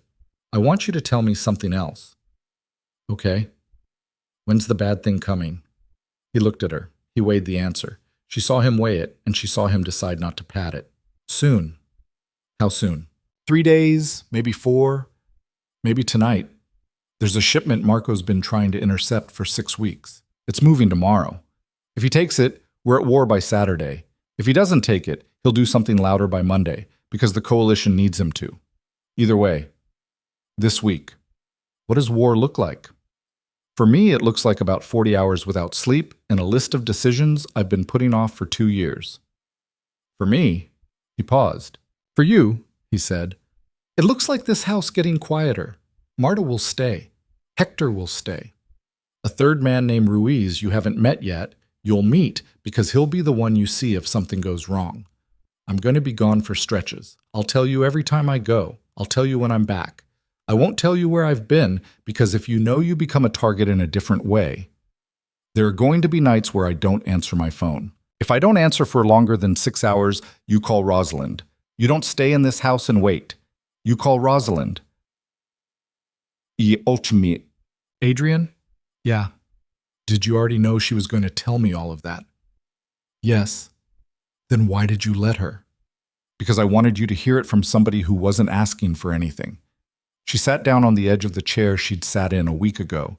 She put her bag on the floor. She put her hands flat on her thighs. Listen to me, she said. Yes, I'm not going to tell you how I feel, because I don't know how I feel. And even if I did, I'm not going to put it in your hands right now. Not this week, maybe not ever.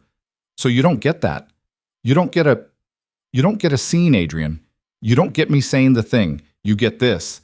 You get me telling you that I am here. I am not walking out the end of the driveway, and I am not hiding in my room for 3 days waiting for a phone call from a dead man. You're going to tell me what's happening. You're going to tell me when it happens. You're going to let me be a person, not a painting, not a thing to protect. A person who gets a vote. Are we clear? He looked at her for a long time. We're clear. Say it back. I'm going to tell you what's happening. I'm going to tell you when it happens. You get a vote. Good. Lena? What? I want to say something. You said I don't get to. I'm going to say it anyway, and then we'll never say it again. Adrian? Rosalind was right. I'm not going to say the word. You don't need the word. You need to know that I have spent 11 years making decisions about other people's lives, and most of them I made without thinking twice. And every decision I've made since November 12th, I have thought about twice. That's what she was trying to tell you. That's the only thing I have to offer that's worth anything. I am thinking twice. I will keep thinking twice. If you want to leave, I will help you leave. If you want to stay, I will. He caught himself. I will be a man you can stand to stay with. That's the whole thing. That's all I have. She looked at him. Okay, she said. Okay? Adrian. Yeah? If you stop thinking twice, if there's a day, a moment, something, if you feel yourself stop thinking twice, I want you to tell me, right then, in the moment. You don't get to hide it. Okay? Swear it. I swear it. Good. She stood up. She walked to the door. Lena? Yeah. The paint. The one you started last night. In your room. Can I see it? She turned. When it's done. When it's done. Yeah. Okay. Adrian.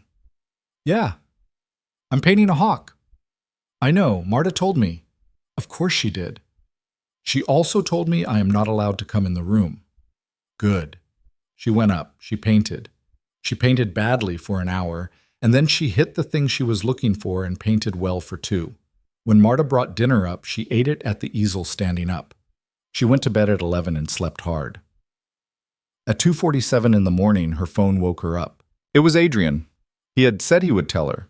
He was telling her. Lena. Yeah. It's happening tonight. Earlier than I thought.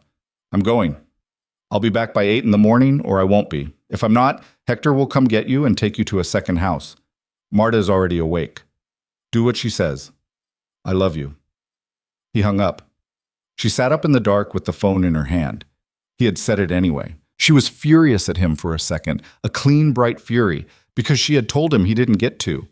And then the fury cracked down the middle like ice, and underneath it, there was nothing but fear, a cold, flat field of fear, because he had said it in a 2:47 a.m. phone call, which meant he had said it the way a man says it when he is not sure he is coming back. She got out of bed. She went to the window. The lawn was white. The trees were black. There was no hawk on the fence post because hawks don't sit on fence posts at 2:47 in the morning because hawks are smart. Somewhere south of her, a shipment was moving. Somewhere south of her, a man was moving with it. Somewhere south of that, Marco Benedetti was sitting in the back of a car he had paid too much for, smiling the way he had smiled at a photograph, and waiting. Lena put her hand flat on the cold window. Come back, she said, to nobody, to the glass, to a man who could not hear her. Come back, you stupid... Come back. She did not move from the window for a long time. The house around her was very quiet. Marta was somewhere below, awake. Ruiz was somewhere on the property, awake. Hector was somewhere in a car, awake.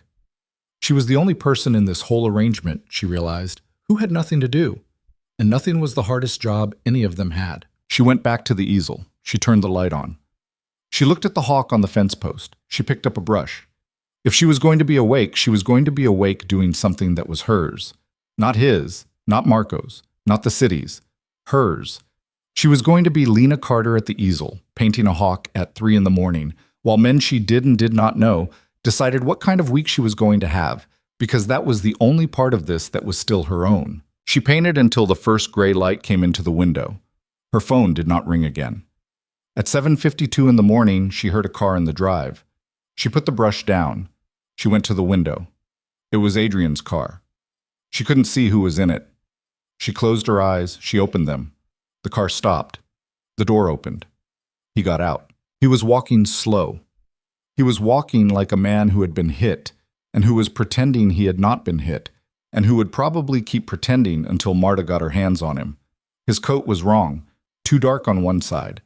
She looked at the dark side for a long time before she understood what it was. He looked up at the window. He saw her. He lifted a hand, a small, tired gesture. "I'm here." She did not wave back. She pressed her hand against the glass. He nodded, once. He went inside. Downstairs, she heard Marta start to cry. Quietly, the way a woman cries when she has been crying in private all night and has decided to do it in public now, briefly, because the worst didn't happen.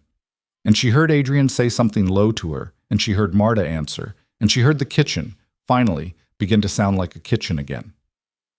Lena stood at the window. Her hand on the glass was green with paint. She did not go down yet. She would go down. In a minute. In 5.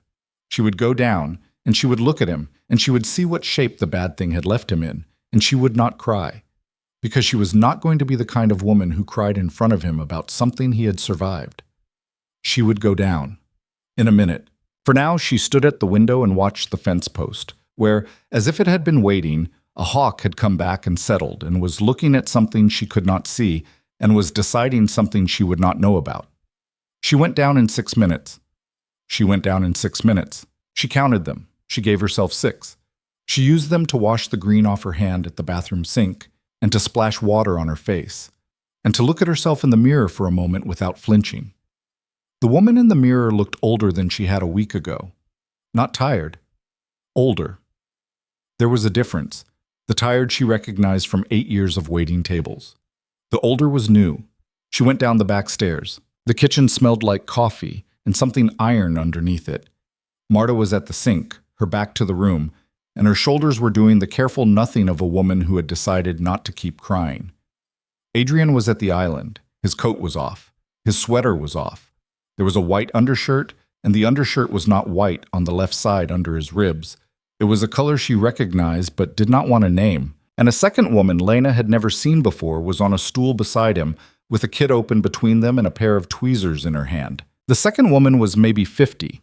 Short, blunt gray hair. She had the arms of someone who had lifted heavy things her whole life, and the eyes of someone who did not startle. "You must be Lena," the woman said without looking up. "Yeah. I'm Irene. I used to be an ER nurse. Now I'm a very expensive favor. You gonna faint?" "No?" "Good. Sit. Don't hover. Hovering people bump my elbow." Lena sat. Adrian looked at her. He had, she could see now, a cut along his hairline that had bled into his left eyebrow and dried there. A bruise was coming up along his jaw, ugly, not yet at its worst. His left hand was wrapped in a kitchen towel. Irene was working on his side. She was picking something out of him with the tweezers, and the something was making a small wet sound against a metal tray each time she dropped it. "How bad?" Lena said. "Not as bad as it looks," Adrian said. "That's the worst thing a person can say, Adrian," Irene snorted. "He's right, actually," Irene said. "It looks like hell. Most of the blood is not his. The part that's his is a graze along the ribs." She tapped the air above it with her free hand. "Which is bleeding a lot, but is not deep. There's glass in it. I'm getting the glass out. I will stitch it. He will be fine in 3 weeks. He will be sore in 2 days. His hand is sprained, not broken. I iced it in the car. The cut on his head is ugly and shallow, and I'll do it last because heads bleed dramatically and it upsets everybody. Okay? You want coffee, honey? No. Marta, pour her coffee. Marta poured her coffee without turning around. Lena took the mug. Her hands were steady. She was almost angry at how steady they were. Adrian. Yeah. Tell me. He looked at her. He looked at Irene. Irene did not look up. She can hear it, Irene said. I've heard worse. Hold still. He held still. He talked. He talked the way he had talked in his office the first morning. Flat, specific, not dressed up. The shipment had moved at 2 a.m. out of a yard in Cicero. Marco had hit it at 3:40, not at the yard, but 14 minutes later on a quiet stretch of truck route near the canal, which told Adrian two things. Marco had a man inside Adrian's logistics who had tipped the route, and Marco was comfortable enough in his coalition to stage the hit somewhere that wasn't traditionally his. The hit had been bigger than Adrian had expected. 7 men, not 3. 2 cars boxing the truck, a third car coming up from behind. Adrian had been in the third position escort, 2 cars back from the truck. Why were you in the escort? Lena said. Because I wanted to see his face, Adrian said, when he realized what was in the truck. What was in the truck? Adrian glanced at Marta's back. Nothing he wanted, he said. A dummy load. I moved the real shipment 8 hours earlier. The truck he hit had paper towels and 4 guys with vests on. He thought he was taking $15 million of leverage. He was taking paper towels. That was the plan. Then how did you get hit? Because I was stupid. Meaning what? Meaning I didn't account for him bringing a second wave. He has a kid working for him out of Miami, a nephew, Ruiz thinks. The kid was in a 4th car a quarter mile behind, and he was there to pick off anybody who came out to watch. We didn't make him. That was my fault. He stopped. I was enjoying myself. For 30 seconds I was enjoying myself because I'd read him correctly, and I wanted to see it. That was long enough for the kid to come up on us. He put a round through my passenger window. The glass got me before the round did. The round hit a man named Esteban in the seat behind me. He stopped talking. Irene stopped working for a second. Then she kept working. Esteban, Lena said. Yeah. Is he? He's dead, Lena. She set the mug down. It took her both hands to do it without making a sound. How old was he? She said. 31. Did he have a wife, a little girl, a boy on the way? Adrian. Yeah. Look at me. He looked at her. His eyes were not doing anything she recognized. They were not wet. They were not angry. They were very far back in his head, like a man looking out the window of a building from the 3rd floor up, watching something happen on the street that he couldn't get down to in time. I need you to tell me, she said, that you are going to go see his wife. Today. Okay. Before anything else today, before sleep, before Irene is done. I'm going the second she finishes. Okay. I want you to come. Lena blinked. Me? Yes. Adrian, no, no, I'm not who she needs to see. She needs to see the woman I was in a diner about when her husband got shot. Adrian. I mean it, Lena. If I go alone, I'm the man who got her husband killed and came to apologize. If you come, I'm the man who got her husband killed and was too ashamed to come alone. Neither one is good. One is honest. That's not how it works. It is if I say it is. Adrian, you don't have to talk. You don't have to do anything. You stand next to me. You let her see you. You let her say whatever she wants to say to you. If she wants to slap me, I take it. If she wants to slap you, I take that too. I step in front. But she gets to look at us. Both of us. That's what I owe her. I'm not asking, Lena. I'm telling you what I'm going to do, and I'm asking if you'll come. Lena looked at Marta's back. Marta had not moved. Marta, she said. Marta finally turned. Her eyes were red, but her face was steady. Go with him, mija. Marta, go with him. He is right. It is an ugly right, but it is right. Go. Lena looked at Adrian. Okay, she said. Okay, I'll go. Thank you. Don't thank me for that either. Okay. Irene finished the stitches. She cleaned the cut along his hairline. She taped the knuckles on his sprained hand. She closed her kit. She wiped her hands on a towel and looked at Adrian and said, "You have about 6 hours before the adrenaline stops covering for you. Do whatever you need to do in the next 6. Then sleep. I mean it. Sleep, or I come back and sedate you. Understood?" Lena. Yes. If he tries to drive, hit him. Understood. Irene let herself out the side door. A car Lena hadn't seen pulled up for her and pulled away. Adrian stood. He moved like a man pretending not to move, like a man who had been shot at. He pulled a clean shirt from a bag that had appeared on the counter without Lena noticing. He buttoned it badly with his good hand. Lena watched him miss a button and reach for it again and miss it again, and without saying anything, she stood up and stepped in and did the buttons for him. He stood very still while she did it. Lena, don't talk. Okay? She finished the buttons. She did not look up at his face. She stepped back. Let's go, she said. They did not speak much on the drive. Esteban's widow lived in a small brick bungalow in a neighborhood Lena knew by the roof lines and the way the alleys ran. Not her neighborhood, but a cousin of her neighborhood. There was a plastic reindeer in the front yard that somebody had not taken down after the holidays. There was a child's bike on the porch, chained to the railing.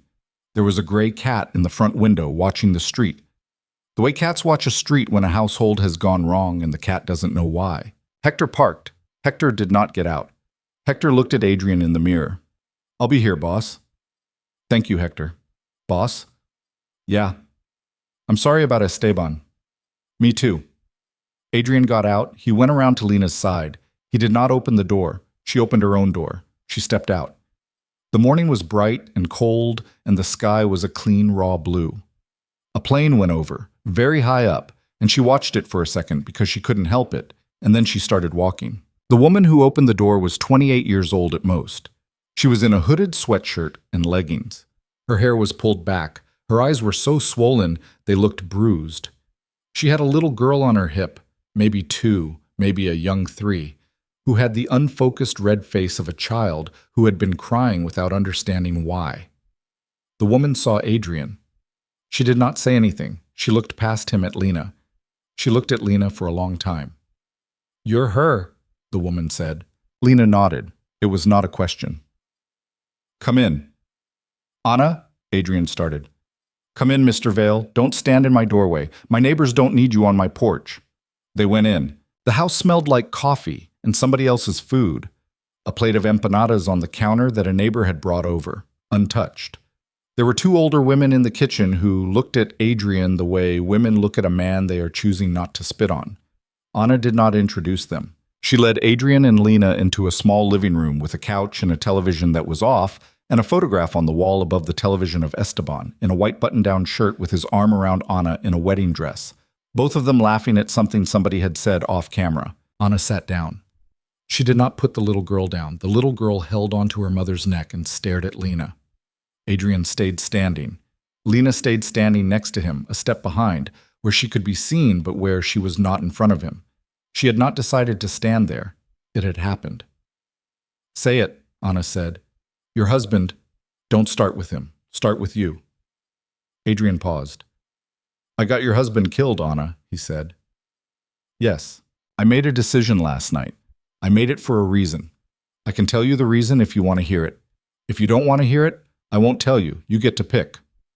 "I don't want to hear it. Reasons are for you. They don't fix my kitchen." "Okay. What are you going to do? For you or for him?" "For me. There is a number. It's a large one. It's already been set aside. Not a favor, not a gift, a contract. Your name, not mine, not the company's. You can use it however you want. You can disappear with it. You can stay and use it. You will have a lawyer who answers to you and not to me. You will have a woman named Marta who will help you do whatever you want to do, if you want her help. You don't have to decide anything today. You don't have to decide anything this month. The number doesn't change. What's the number? He told her. Anna's face did not move. The older of the 2 women in the kitchen doorway made a small sound and put a hand over her mouth. "That's a lot of money," Anna said. "It is. Is that what my husband was worth?" "No." "Good answer. There isn't a number that's what your husband was worth, Anna. That's a number that means your daughter and your son never worry about rent or a bill or a school as long as they live. That's not what Esteban was worth. That's what I can do. They are not the same thing. I'm telling you that because you asked. Anna looked at him for a long time. Then she looked at Lena. You. Yes. What's your name? Lena. Lena what? Carter. Waitress? Yes. He told me that, my husband, 2 weeks ago. He said, the boss is in love with a waitress, and he is going to get somebody killed over it. I told him, he won't get you killed, Esteban. You don't work near him anymore. That was a lie I made. He believed me. He believed me because he wanted to. Do you understand what I'm telling you, Lena Carter? Yes. Tell me what you understand. Lena's throat closed. She made it open. You're telling me my apron got your husband shot? Yes. Okay. And that I don't get to tell you it wasn't my fault. I'm not telling you it was either. I'm telling you what happened. You do with it what you want. You're young. I was young when I met Esteban. Young doesn't save you. Lena nodded. She did not speak. She did not cry. She had made a decision on the drive that she would not cry in this house, and she kept it, but she could feel it in her face how close it was. Anna turned back to Adrian. You didn't come here to pay me. No. You could have sent the money with a lawyer. Yes. Then why did you come? Because I wanted you to be able to look at my face.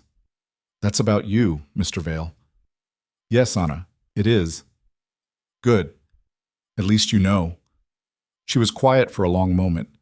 The little girl had fallen asleep on her shoulder, the way exhausted children fall asleep in the middle of terrible rooms suddenly and completely.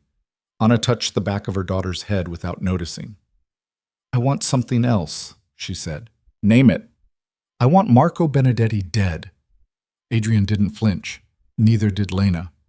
Lena noticed distantly that she had not flinched, and noticed the not flinching and filed it. I can't promise you that, Anna, Adrian said. I can promise you he won't die old. That's not the same thing. No, it isn't. Will you take him down? Yes. When? Inside of 2 weeks. Swear to me. He looked at her steadily. He did not do any of the things men do when they swear to things they don't mean. He did not put a hand on his chest. He did not look at the ceiling. He did not soften his face. I swear to you, Anna. If you lie to me, I'll find that waitress before I find you. I won't lie to you. Anna nodded once. That was the end. That was all of it. Get out of my house, Mr. Vale. Yes. And Lena Carter. Yes. Don't come back here. Not with him, not without him. You don't belong here. That's not cruelty. That's practical. Go live. If you make it through this, go live somewhere far from him. If you can't go far, go quiet. Do you hear me? I hear you. Good. They left. In the car, Lena did not speak. Adrian did not speak. Hector drove. The plastic reindeer got smaller in the side mirror. The sky stayed that clean, cold blue. 3 blocks later, Lena said, Pull over. Hector pulled over. Lena got out. She walked to the corner. There was a little playground at the corner, empty, the swings moving slightly in a wind she could not feel on her face. She walked to the swings. She put her hand on the chain of one of them. The metal was so cold it almost burned. She threw up into a trash can on the corner. Adrian was not behind her. She could feel that he was not behind her, and she was grateful.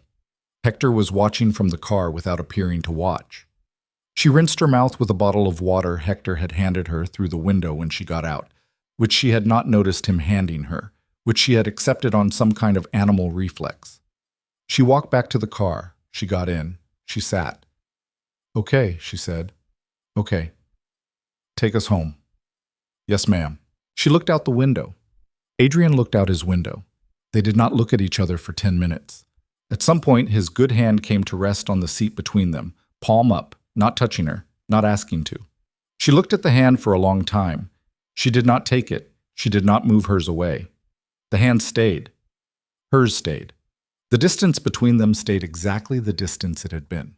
It was enough. When they got back to the house, Marta put Adrian to bed the way you put a child to bed. He did not argue. Irene's threat was real. Adrenaline was gone. He walked up the stairs holding the banister with his good hand, and when he got to the top, he paused and leaned against the wall for a second before going to his room. Lena watched him do it from the foyer. She did not offer to help. She did not sleep. She went back to her easel. She painted for 4 hours without looking at the clock. At some point around 6 in the evening, Marta brought her a plate and did not leave it on the desk. Marta stood in the doorway with it. Eat. Marta, eat. She ate. Mija, yeah, you did a good thing today. I didn't do anything. You stood next to him in that woman's house. You did not cry. You did not make it about you. That is something, mija. That is a thing. Not everyone can do it, especially not the first time. It wasn't my first time. What? Standing next to a man and not making it about me. I did that for my mother when she was dying. I did it for a year. Marta looked at her. Marta's face did something Lena didn't see her face do often. Then it is not the first time, Marta said, but it is the hardest time. Because the last time was a woman you loved, and this time is a man you haven't decided about yet. Lena did not answer. Marta left the plate. Marta went. She slept finally at around 10 that night. She slept in her clothes on top of the duvet with the easel light still on. When she woke up at 5 in the morning, the easel light was off, and there was a blanket over her that she had not put there, and she did not ask who had. She could guess. The next 2 weeks happened faster than she knew how to hold. Adrian went into something she could only call a siege. He did not sleep at regular times. He ate standing up or did not eat. He was in and out of the house. Hector was in and out of the house. A rotation of men she didn't know but who nodded to her with a specific, careful politeness came through for short meetings in the office and left again. The man named Ruiz, who she finally met on day 4, was tall and thin and much younger than she had pictured, maybe 35, with a quiet voice and a way of looking at a room that made her understand, without being told, that he would die for Adrian and that was not a metaphor. Marco did not make another loud move in that first week. That was not a comfort. Adrian said once, passing through the kitchen for coffee at 2 in the morning, "He's quiet because he's scared." Scared Marco is worse than cocky Marco. Cocky Marco does things you can see. What is scared Marco doing? Recounting his friends. Is that good for us? It is if the count doesn't come out the way he wants. Is it coming out the way he wants? Getting there. He drank the coffee standing up. He went back to the office. Adrian had, she learned slowly, over pieces of conversation at odd hours, been assembling for 4 years a collection of documents, recorded conversations, wire records, photographs, spreadsheets, a ledger somebody named Karpinski had kept for 11 years and thought was secret, that would, put in the right hands at the right time, put Marco and 2 of the 3 coalition families permanently out of business. Not prison, necessarily, because prison was not always the point. Business ending. Social ending. The kind of ending that made a man's own cousin stop returning his calls. "Why haven't you used it?" she asked him one night, in the small room with the fire, which had become their room by a kind of unspoken agreement. "Because once I do, I'm a different man. The man who uses those files is not the man who is getting out.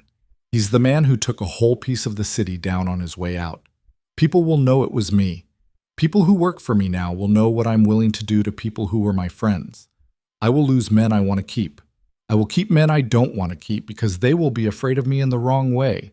The whole point was to get out clean. Using the files is not clean. What's changed?" He looked at her. "Esteban is dead," he said. "Clean is not on the menu anymore." "Adrian." "Yeah. Use them." "Lena, use them. You promised Anna. You promised me. A man is dead, Adrian, and I stood in his widow's living room today, yesterday, 3 days ago, whatever day this is, I don't know anymore. And I watched her not cry because she didn't have any crying left. You don't get to be clean anymore. None of us do. Use them."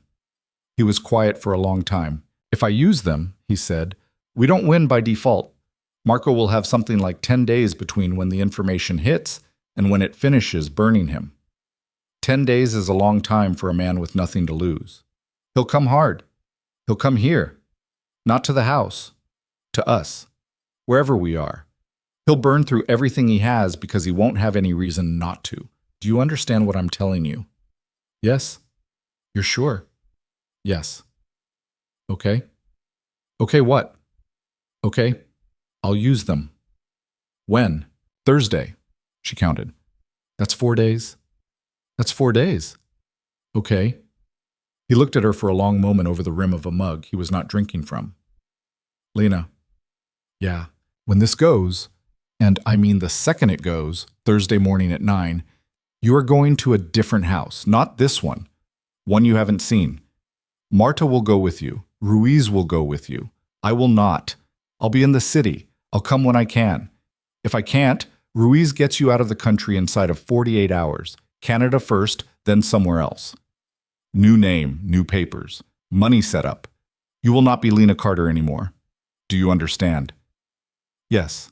You can't tell Danny. You can't tell Mateo. You can't tell anybody. Okay. Will you do it? She looked at the fire. It had burned down to orange. She thought about the fire at her building. She thought about Anna's kitchen. She thought about her mother telling her, in a dream, "You didn't grab my rosary, baby." She thought about the woman she had been 2 weeks ago, standing in a bathroom in pearls, scrubbing cadmium red off her wrist. "No," she said. "Lena, I'll go to the other house. I'll do Marta and Ruiz and all of it. I'll go when you tell me to go. But I'm not leaving the country without you, Adrian. If Thursday goes bad and you don't come, I am not getting on a plane with my life in a duffel bag. I'm coming back for you." "You can't." "I am telling you I will." "Lena, you can't." "Then don't make me. Don't let it go bad." He stared at her. "That isn't fair," he said. "No, it isn't. Welcome to the last 2 weeks of my life." He almost laughed. It was a small sound, not really a laugh, but it lived in the same family. He rubbed his face with his good hand. He winced when his hand got near the stitches under his hair. He looked old. He looked tired. He looked like a man who had gone into this thinking he knew what it was going to cost him and was finding out very late that he had been wrong about the price. "Okay," he said. "Okay, what?" "Okay. I won't let it go bad." "Swear." "I swear." "Adrian." "Yeah. What about Teo?" His face changed. "Elena and Teo moved the night before," he said. "Wednesday. Not far. Just out of the state. I haven't told her yet. I'm going to tell her tomorrow. She's not going to take it well. She's going to say no 3 times before she says yes. She'll say yes by Wednesday morning. That's the one thing in this whole plan I am not worried about, because she knows me, and she knows that if I am calling her and telling her to move, she moves." "Okay. Okay." They sat. The fire cracked. "Adrian." "Yeah." "The painting." "The hawk." "Yes." "What about it?" "It's done." He looked up at her. "It's done?" "Yeah, today, this afternoon." "Can I see it?" She stood. "Come up." He came up. He was stiff on the stairs. He did not use the banister with his bad hand, she noticed, the way a younger version of him would have. He went up carefully. She led him down the hallway. She opened the door to her room. The painting was on the easel where it had been for almost 2 weeks, and it was finished. And in the low lamplight, it was either very good or very bad, and she didn't know which. Adrian stood in front of it for a long time without saying anything. The hawk was on the fence post the way the hawk had actually sat that first morning. The trees behind were the trees. The lawn was the lawn. But the hawk was not alone in the frame, the way the actual hawk had been. Off to one side, very small, at the edge of the composition, was a figure she had not planned to put in, a man in a dark coat with his back turned, standing at the edge of the trees, looking in the opposite direction from the hawk, looking at something outside the painting, not watching the hawk, not being watched by it, just there, at the same time, on the same morning, in the same unfinished cold. Adrian looked at the painting for a long time. "That's me," he said. "Yeah. You didn't have to put me in it." "I know." "Why did you?" She thought about it. "Because," she said, "you were. You weren't in the yard that morning, but you were in the house. You were somewhere under this roof while I was looking at that bird. And the bird was deciding something, and you were deciding something. And I didn't know then what either of you was deciding. I still don't. So I put you both in, and I turned you around so that neither of you is telling me what you're thinking."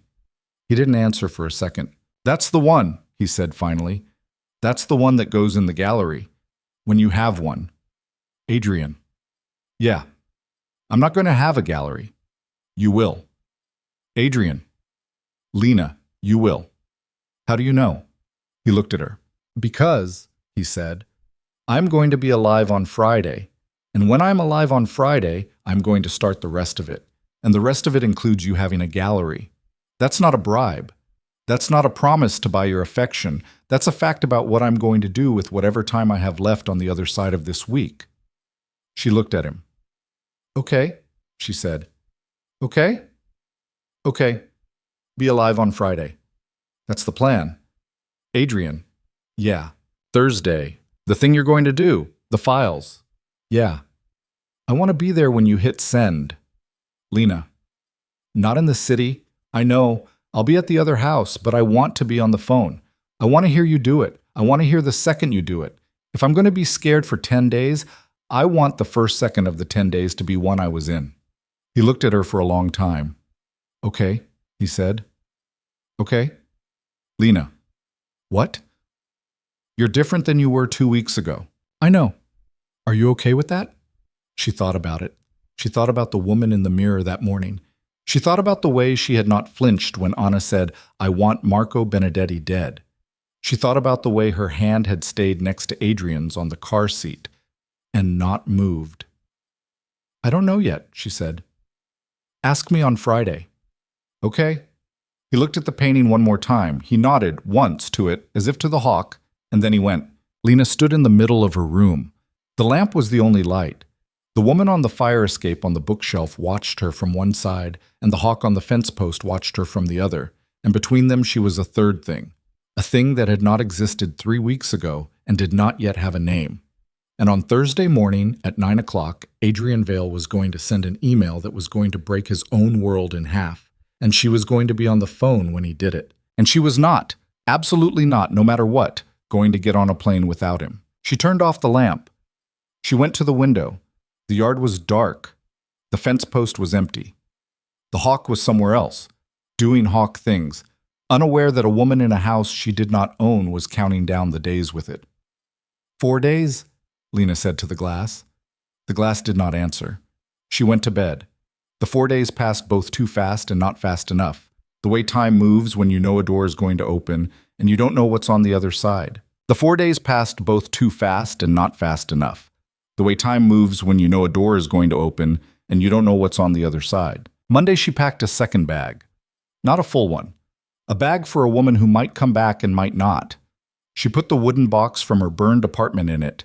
She had already packed it once in her life, in 7 panicked minutes, and packing it the second time was somehow worse, because she had the time to think about what she was and wasn't putting in. She put in a sketchbook.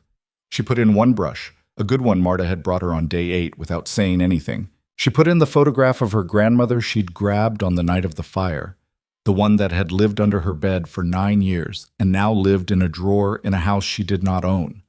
She did not put in the hawk painting. The hawk painting was staying on the easel. The hawk painting was, she had decided without telling anyone, the thing that was going to be here when she came back. A thing that made the coming back a fact. Tuesday, Adrian told his sister. Lena wasn't in the room for that call. He took it in his office with the door closed, and she heard his voice once, low, and then she did not hear it for a long time. And then she heard him say, Elena, I know, I know, I know, I know, 4 times in a row, which was how she knew his sister was crying. When he came out of the office, his face was gray under the bruise that had gone yellow along his jaw. And he poured himself a glass of water and drank it standing up at the sink and said, without turning around, she said yes. How'd you get her there? I told her about you. Lena blinked. You told your sister about me.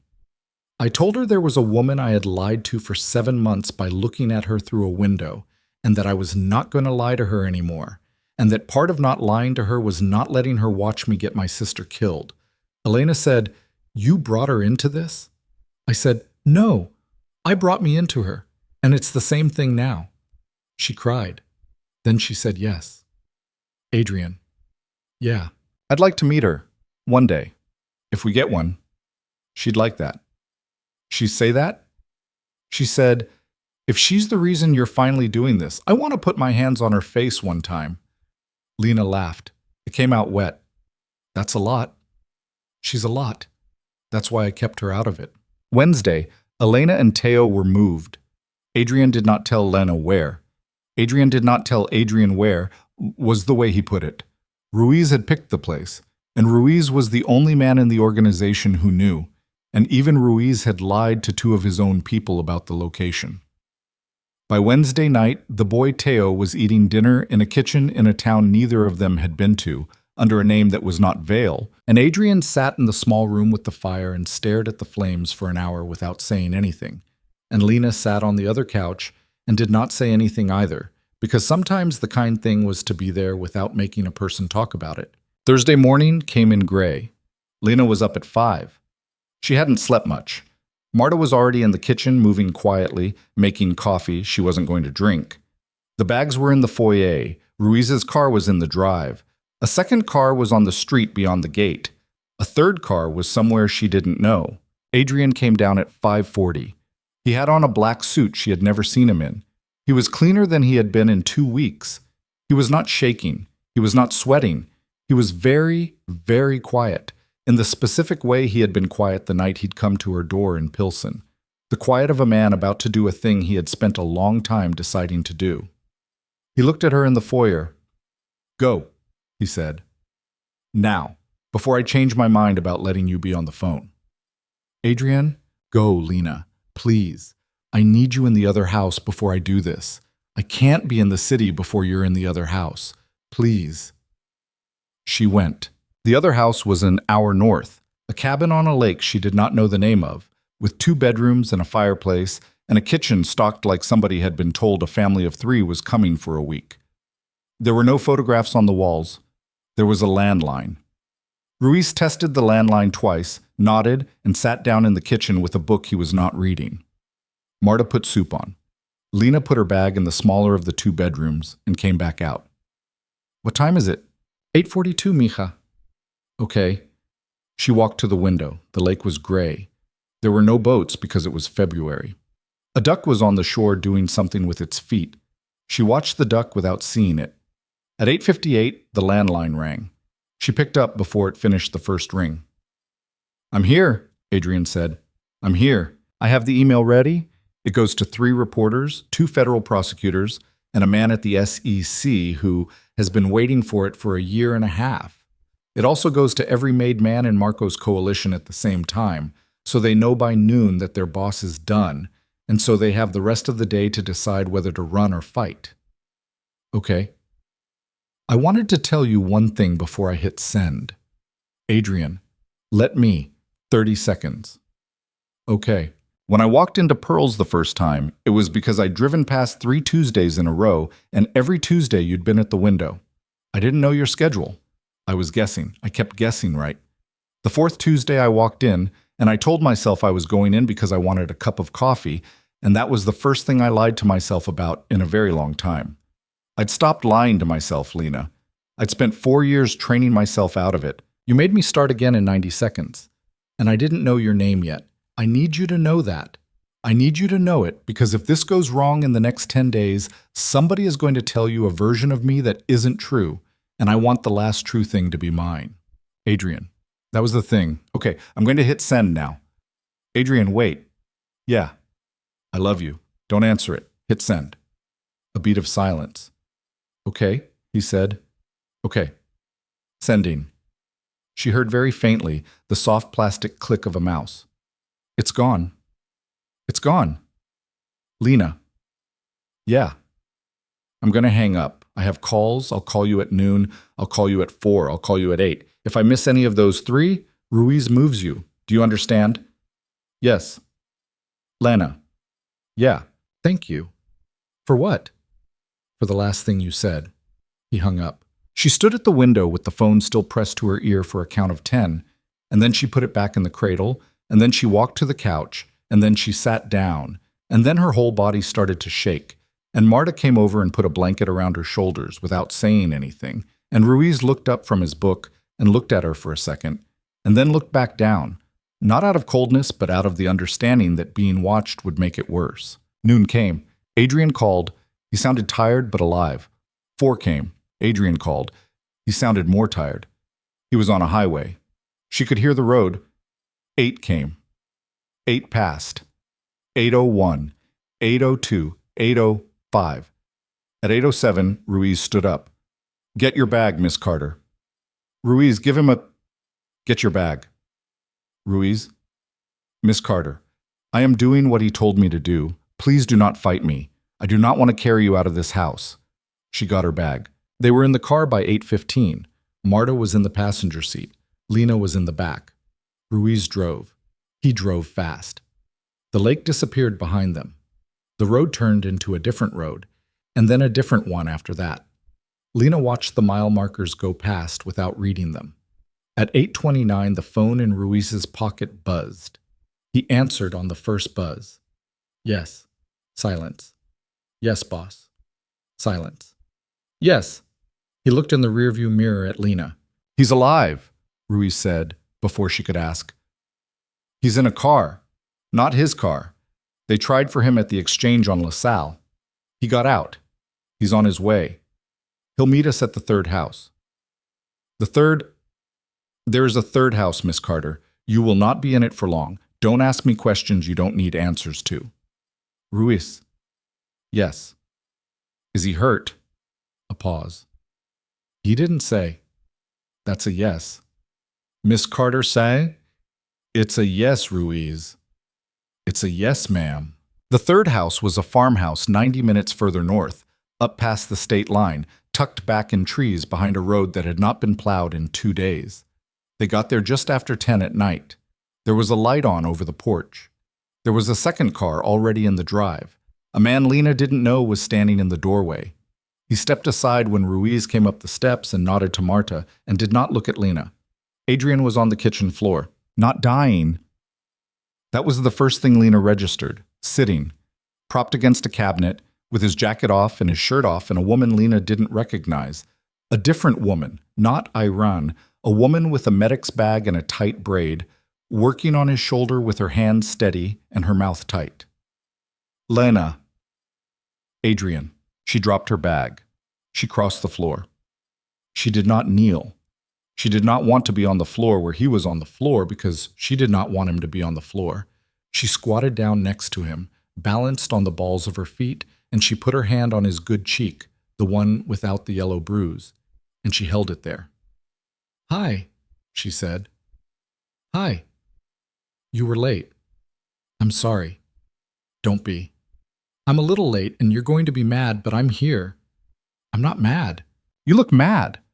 "I'm not mad, Adrian. I'm furious. That's a different thing." He almost smiled. The woman working on his shoulder said, "Don't laugh, please. You'll pull the stitches." "Yes, ma'am." Lena stayed squatted next to him until her calves burned, and then she sat flat on the floor and didn't care. She held his good hand. He let her. The woman finished the stitches. The woman cleaned up. The woman left without a word, which Lena realized was how people in Adrian's life move through rooms. Arriving on time, doing the thing, leaving without the conversation. Marta made soup. Marta was, Lena understood now, the actual center of gravity in this whole operation. Whatever the men thought they were doing, Marta was the one who kept them fed. They ate at a table that was not Adrian's in a house that was not Adrian's. He told her what had happened. He had sent the email at 9. By 10, the first story had hit online, a small one, Trade Press, an industry newsletter that covered shipping and logistics in the Midwest, the kind of thing normal people never read. By 10:30, the second one. By noon, a national politics site had picked it up, and by 3 in the afternoon, 2 local TV stations in Chicago were running segments with photographs of 3 of the men Adrian had spent a decade working with, standing next to politicians who were, that same afternoon, issuing statements about how they had never met. Adrian had spent the day moving. He had been in 4 different cars. He had met with 2 of Marco's lieutenants in a parking lot in Melrose Park and told them exactly, calmly, unsentimentally, what their next 12 hours were going to look like if they did not turn on Marco before midnight. Both of them had turned on Marco by 4. One of them had cried in the car when he called. Marco had gone to ground. But Marco had made one move first. Marco had sent 5 men to the exchange on LaSalle, where Adrian was supposed to meet a federal prosecutor to hand over an original hard drive that he had not sent with the email. The men had hit the exchange 2 minutes before the prosecutor arrived. Adrian had been hit twice. A round in the left shoulder, which had gone through clean, and a graze on the thigh that did not count, he said, because it had not needed stitches. The prosecutor had arrived after the shooting. The prosecutor had, by some miracle, been a woman who did not panic and who had accepted the hard drive out of Adrian's hand in the back seat of a car that was pulling away from the scene. The hard drive, Adrian said, was the part that ended Marco in court. The email had ended him in the city. The hard drive was going to end him in a cell. "Where is he now?" Lena said. "He's in a house on the Gold Coast." "Yours?" "Was mine. It's going to be his tomorrow morning for about 11 minutes, and then the FBI is going to be his. He doesn't know that yet. He's going to know that at 6:15 tomorrow morning, which is when they go in." "Adrian." "Yeah. He's done. He's done. Just like that. Just like that. And 10 days of being chased by men who have nothing to lose. And then done. Are you going to be okay for 10 days? Yes. Are we going to be okay for 10 days? He looked at her. Yes, he said. She realized then that he was not answering a question about survival. He was answering a different question, the question she hadn't meant to ask, which he had heard anyway. She looked down at the table. She didn't take it back. The 10 days that followed were the longest of her life, and also a blur, in the way that terrible waiting tends to be. They did not stay in the farmhouse. They moved twice more, because moving was the rule. Never sleep in the same bed on the same night twice. Marta was with them for the first 4 nights, and then Marta went to stay with a sister in Pilsen, because Marta had a life and Marta was not a soldier, and Adrian would not let her become one. Ruiz never left. Ruiz slept, when he slept, in an armchair in a hallway. And Lena stopped being able to walk past him without feeling it in her chest, because Ruiz was 35 and had a daughter and had never raised his voice at her once in 11 days. Marco's coalition came apart faster than Adrian had predicted. 2 of the 3 families quietly folded by day 4. The third held out until day 7, and then its capo was arrested at O'Hare trying to get a flight to Mexico City, and the capo's second-in-command called Adrian personally at 2 in the morning from a payphone, which Adrian had not known still existed, and cried for 6 minutes and said only, at the end, "We're out. Don't send anyone. We're out," and hung up. Marco himself was arrested on day 1, the morning after the email, in a bathrobe in his kitchen. He did not resist. He did not say anything on the way out, according to the reporter who had been tipped. He looked tired, the reporter said. He looked like a man who had been waiting. On day 9, Adrian walked into a federal building on Dearborn of his own accord, with a lawyer on one side and Ruiz on the other, and spent 11 hours in a room with 3 prosecutors, and came out at 2 in the morning without being arrested. What exactly he had given them, and what exactly he had gotten for it, he did not tell her in full. He told her a version. He told her a version in which he had handed over the remaining parts of the hard drive, and the names of 3 men above him that he had spent 11 years pretending not to know about. And in exchange, he had signed an agreement that turned the last of his businesses, the ones that were not yet clean, over to a trust that was going to wind them down under supervision. He was not going to prison. He was not going to be charged. He was not, technically, a cooperator in the sense that anybody was going to call him one out loud. But he was no longer going to be a man who owned anything in Chicago that did not have his real name on it, and he had signed over in the back half of a document most people would never see, an amount of money that had made his lawyer set down his pen and stare at him. "How much did you give them?" Lena asked when he told her. He told her. She looked at him for a long moment. "Adrian?" "Yeah. You gave them everything." "Not everything. Enough." "Enough for what?" "Enough to be done."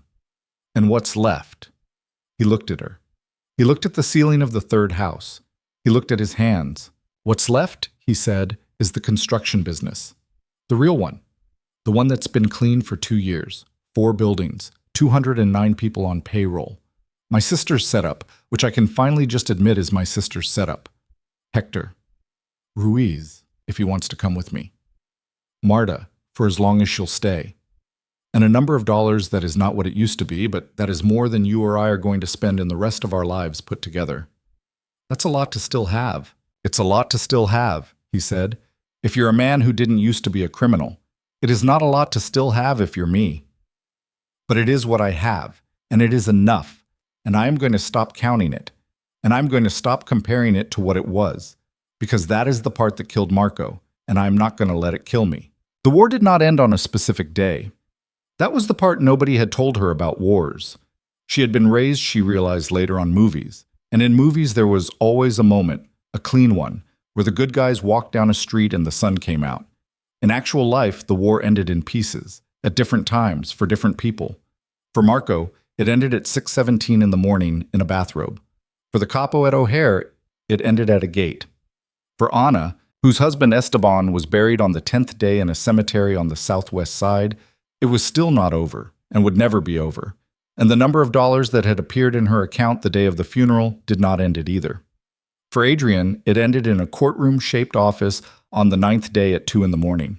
For Lena, it ended later, and she did not know it had ended until she was already on the other side of it. She knew it had ended when they drove back to the Greystone house. That was what she had started calling it in her head. Not Adrian's house, the Greystone house. On a Tuesday in March, 19 days after the email, and she stepped out of the car and felt all at once that nobody was going to shoot her in the driveway. It was not logic, it was body. Her shoulders came down for the first time in 5 weeks, and she put her hand against the car and breathed in cold air, and Adrian, who had just come around the front of the car with a duffel bag over his good shoulder, stopped and looked at her. "Lena, I'm okay. You're crying.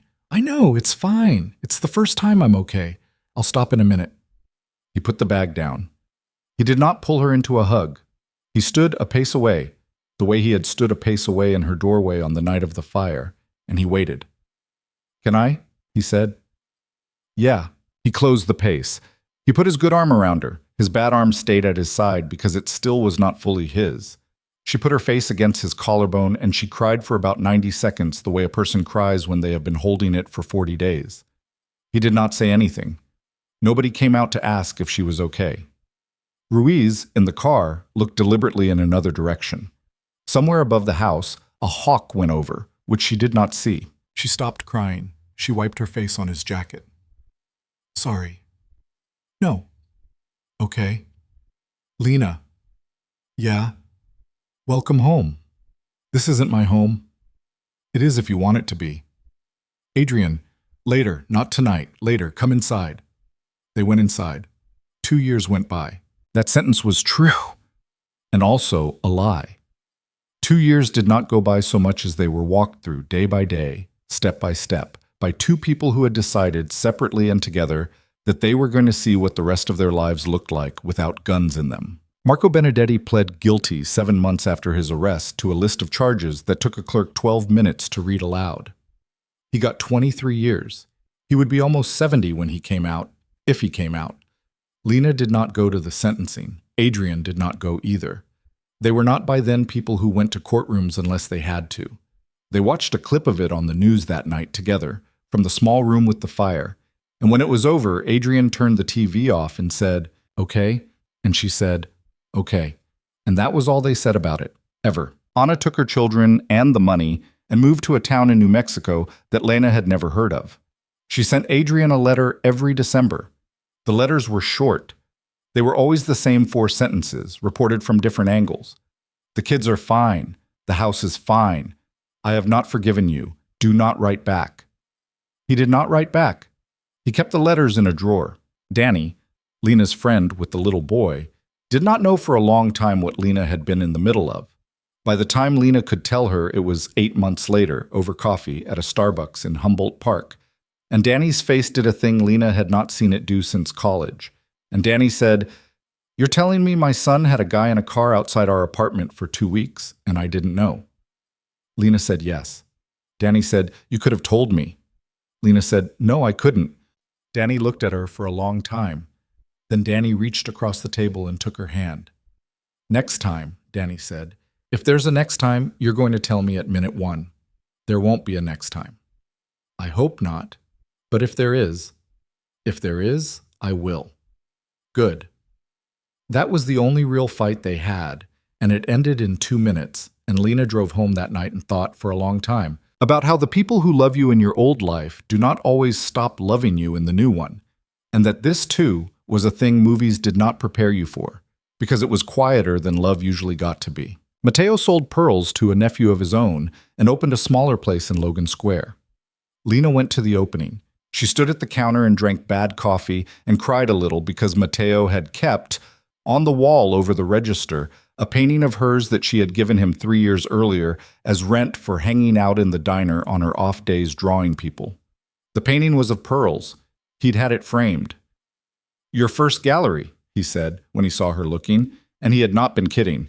Elena, Adrian's sister, came to the Greystone house in April of that first year with Teo, who was 11, then 12 by summer, a quiet boy with his mother's eyes who asked Adrian on the second day of their stay, "Are you the uncle in the photograph or a different uncle?" And Adrian had said, "I'm the uncle in the photograph. I'm sorry I took so long to be him." Teo had considered that. Then Teo had said, "Okay," and asked if there was anything to eat because he was 11. And there was always a version of the important thing that was food. Elena and Lena got along carefully at first, and then warmly, and then the way sisters-in-law get along when they have decided, independently, that they are going to. Elena was a short, sharp woman who laughed loudly and said exactly what she meant. On the 4th day of their visit, she found Lena in the kitchen at 2 in the morning with a cup of tea and sat down across from her without being asked, and said, "Are you going to marry him, or what?" Lena had said, "Elena." Elena had said, "I'm not pushing. I am asking. He is my brother. I have waited 11 years to meet a woman sitting at his kitchen table at 2 in the morning. I am allowed one question." Lena had looked at her tea. "I don't know yet." Elena had nodded. "Okay, I won't ask again." She had not asked again. She had not had to. Lena and Adrian did not, in fact, get married that first year. They did not live together, exactly, either. Lena kept an apartment in Andersonville for the first 18 months, a small one with good light and a landlord who did not know her name. And she went there 3 nights a week, and she kept her easel there. And she kept a version of herself there that was the Lena Carter who had always existed and was not going to disappear just because another version of her was also now spending 4 nights a week in the east wing of a house she had not grown up in. Adrian did not argue about the apartment. He paid for it once, when he thought she wasn't looking, and she caught him, and she said, "Adrian," in a voice he knew, and he had said, "Okay," and had not done it again. She paid her own rent after that. She paid it with money she made. The money she made was from paintings, which was a sentence she still could not say out loud without her voice doing a thing. The first real show was in October of the first year. It was a small gallery in Westtown owned by a woman named Pritchard, who was not Adrian's friend and had never been. Lena had found her by walking into the gallery with her portfolio, the way a person is supposed to, and Pritchard had looked at the portfolio for 45 minutes without saying anything, and had finally said, "I'll take 11 of these. We hang in September. We open October 5th. Are you available?" Lena had said, "Yes." Pritchard had said, "Good. Don't be late, and don't be precious about your prices." That was the entire conversation. On opening night, Adrian stood in the back corner of the gallery in a black suit and a gray tie and did not try to get anybody's attention, and did not work the room, and did not once look at her in a way that told people he was her anything.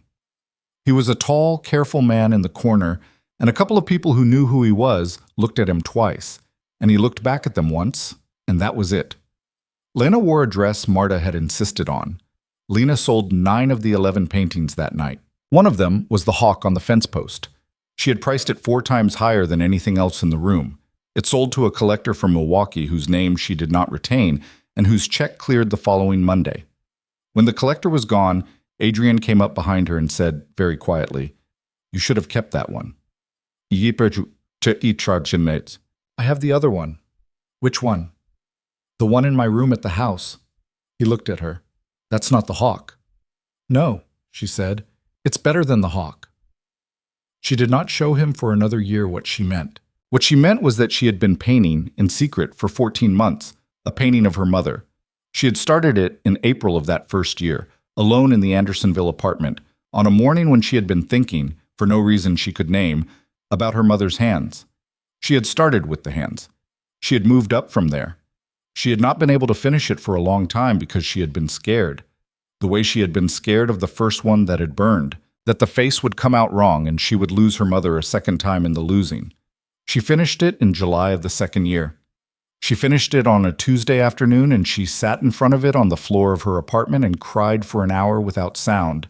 And then she washed her face, and then she put the painting in the back of her car, and then she drove to the Greystone house, and she took the painting into Adrian's office, and she set it against the wall, and she said, "Don't say anything for a minute." He didn't. He sat down on the floor across from it, with his back against his desk, and he looked at it. After a long time he said, "Lena." "Yeah." "Is that?" "Yes." "From memory."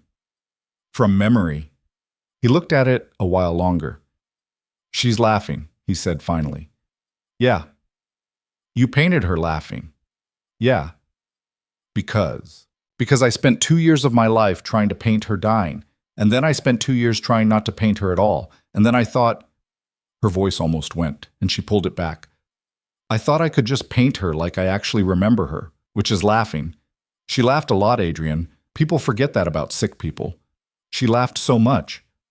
I was the one who stopped laughing first." He didn't answer. He stood up. He crossed the room. He did not touch the painting. He touched her on the side of her face, very gently. "Thank you," he said, "for showing me." "Yeah." "Lena." "Yeah." "Marry me." She looked at him. "You're asking me this," she said, "in your office, standing in front of a painting of my dead mother." "Yes.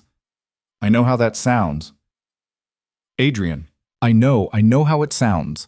I had a different plan. I had a thing, Lena. I had a plan with a— Never mind. I had a plan. Then you brought this in and I looked at it and I realized the plan was about me. And this moment is about her, and I am not going to ask you a smaller question than the one this painting deserves. So I'm asking now. Marry me." "That's the worst proposal I've ever heard." "I know. It's also the only one I've ever gotten." "I know that too." "You don't know that." "I assumed." "You assumed." "Lena." "Yes." "Yes?" "Yes, Adrian. Yes." He closed his eyes. His shoulders dropped the way she had seen them drop exactly one other time. In the driveway, after Marco, when she had cried against his collarbone. He pulled her in. He held her for a long time. Neither of them said anything. Her mother, on the canvas, laughed at them both. They got married 9 months later, on a porch in the same town where Elena now lived, under a sky that did not cooperate. It rained the whole morning and stopped, barely, 10 minutes before the ceremony, and then rained again an hour after. 12 people were there. Marta cried through the whole thing. Ruiz stood at the back and did not cry, and was, by all accounts from people who watched him, the saddest-looking happy man any of them had ever seen. Danny was the matron of honor. Teo, who was 13 by then, gave a speech about his uncle that made Adrian sit down in the middle of it because his legs did something. Lena's gallery, her own gallery, not Pritchard's, her own, opened that fall. It was in a building in Pilsen, 2 blocks from where her old apartment had stood. The old building was still there, rebuilt by the landlord after the fire, and sometimes Lena walked past it on her way to the gallery in the mornings. She did not go inside. She did not need to. The gallery was a long, narrow space with good north light and white walls, and a small back office where she kept the books, and a smaller room off the office where she painted on days when she could not bear to paint in the house or in the Andersonville apartment, which she still, even now, kept. She hung other people's work as often as she hung her own. The first show was a young kid named Devin, whose work she had found on Instagram, a black painter from the West Side who had been painting cityscapes at night for 5 years and had never sold anything for more than $400. She sold 8 of his that opening night, and 2 of them for more than she had sold any of her own for, and she told him after, over cheap wine in her office, "This is the first gallery show of your life. It will not be the hardest one." He cried. She did not. She had done her crying already. Adrian wound down the last of the dirty business the way he said he would. He spent a lot of the first 2 years in meetings Lena did not attend, signing papers Lena did not read. He did not tell her everything. She did not ask for everything. That was a rule they had made, almost without making it, and it worked because neither of them tried to break it. He built, in the end, the thing he had said he would build, a construction company that poured real foundations, that hired real workers at real wages, that had an office on Wacker with his real name on the door. It was smaller than what he had come from. It did not make him less. He was learning slowly that the size of a man's name was not the same as the weight of it. Sometimes at night, he still did not sleep. Sometimes he got up at 3 and went down to the kitchen and sat with a cup of tea he did not drink. And she would find him there in the morning with the cup gone cold in his hand. On those mornings, she did not ask. She made a new pot. She sat with him. She let him come back on his own time. Sometimes, at night, she did not sleep either. Sometimes she smelled smoke and had to walk through the whole house to confirm there was no fire, and only then could she lie back down. He never made her feel stupid for it. He had his own rooms to walk through in his head. They were not perfect. That was the thing she came back to, over and over, when people who had read about them in the business press wanted to know the secret. There was no secret. They were not perfect. He had done things he would not have to answer for in court, and would answer for quietly for the rest of his life. She had stood in a widow's kitchen in a coat. A dead man had not bought for her and had not known what to say, and would not know what to say if she went back tomorrow. They had each, separately, survived their own lives, and then decided to try surviving one together, and the trying was the whole thing. There was no moment when they stopped trying and started just being. There was only the trying, day after day, in quiet kitchens and loud galleries and long car rides and in between. The painting of her mother hung in their bedroom, on the wall opposite the bed, where it was the first thing Lena saw every morning. The hawk was gone, sold on opening night of the first show, long gone to a house in Wisconsin she would never see. But the other painting of the yard with the hawk on the post, the one Lena had painted in the first year to replace it, the one without a man in it at all, hung in the foyer of the gray stone house so that everybody who came in saw it. Visitors sometimes asked if the hawk was a pet. Lena always said no. It was just there one morning, she said, when I needed it to be. On the evening of this gallery's one-year anniversary, she stood in the middle of her own space at dusk, after the last of the day's visitors had left, and before the small celebration she and Adrian had planned for the evening. The north light was failing. The walls were white. A painting of a woman on a fire escape, the very first one she had ever sold, that had been bought back by Adrian 7 months before the fire, and then given to her as a wedding present, hung now in the back corner of the gallery, next to a small plaque that said "Not for Sale." She stood in the middle of the room and thought about the woman she had been 4 years ago, in a diner on Ashland, with cadmium red on her wrist. She had been tired. She had been broke. She had been a daughter of dead women and a painter of things she couldn't afford to stand under. She had not known any of what was coming. She had not known, at the start of that November Tuesday, that by the end of February the life she thought she was living was going to be over, and that by the end of the next year the life she was going to have was going to be one she could not have described to herself on the night of the fire, because she did not yet have the words for it. She would tell you now, if you asked her, that the lesson was not love saves you. Love had not saved her. Love had not saved anybody. Esteban was still dead. Ana was still in New Mexico with letters she never sent, and letters she sent and meant every word of. Marco was in a cell. Adrian had bad nights. She had bad nights. They had all paid, and were still paying, in the small denominations of ordinary life. A bad sleep, a startled flinch at a car door slamming on the street, a Christmas without her mother in it for the 7th year in a row. What had saved her, if anything had, was that she had chosen. At every turn where she could have gone one way, she had chosen, the way Rosalind said Adrian had chosen all those years ago, except she had chosen the other direction. She had chosen not to walk down the driveway on the first night. She had chosen to paint a hawk. She had chosen to stand in Anna's living room and not cry. She had chosen to say, "I love you" over a landline 2 seconds before a man hit send on an email that was going to burn his own life down. She had chosen every single morning for 4 years to be Lena Carter, and to let Lena Carter keep meaning something, even after Lena Carter, the waitress, was gone. That was what she would tell you. She would also tell you, and this was the part she did not say out loud, because it was the part that was hers and nobody else's, but that she had painted her mother laughing, finally, because she had understood somewhere in those 4 years that the thing her mother had been trying to give her, working double shifts in that hospital, and coming home smelling like disinfectant and saying, "Every night, I love you, baby, go to bed," was not a bigger life. It was not a richer life. It was not a safer life. It was the permission to want one. It was the permission to be selfish in the tiny, holy way of wanting a thing, a real thing, a thing that was yours, and to not apologize for it, and to not be killed for it, and to not die before you got it. She had almost died before she got it. She had not. She turned off the lights. She locked the gallery. She walked out into the cold March air, which smelled the way Chicago smelled at the exact moment it decided to stop being winter, and she saw Adrian standing by the car in the dark, his hands in his pockets, his good shoulder a little higher than the other, the way it had been ever since LaSalle. He was looking up at the sign over the gallery door. Her name was on it. He was looking at her name. He heard her come out and turned. "You ready?" "Yeah." "You locked up?" "I locked up." "Lena?" "Yeah." "You okay?" She thought about it for a second. She thought about the woman in the mirror the morning after the fire, the woman with the older face. She thought about her mother laughing on a canvas in a bedroom across town. She thought about a hawk sitting on a fence post on a morning she had been too scared to sleep. "Yeah," she said, "I'm okay."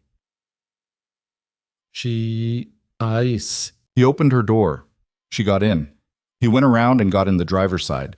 He drove himself everywhere now, which had taken him a year to get comfortable with. He started the car. He pulled out into traffic. The streetlights came on as they went, one after another, the way they do in a city that is always, quietly, turning itself back on for you, whether you earned it or not. They drove home.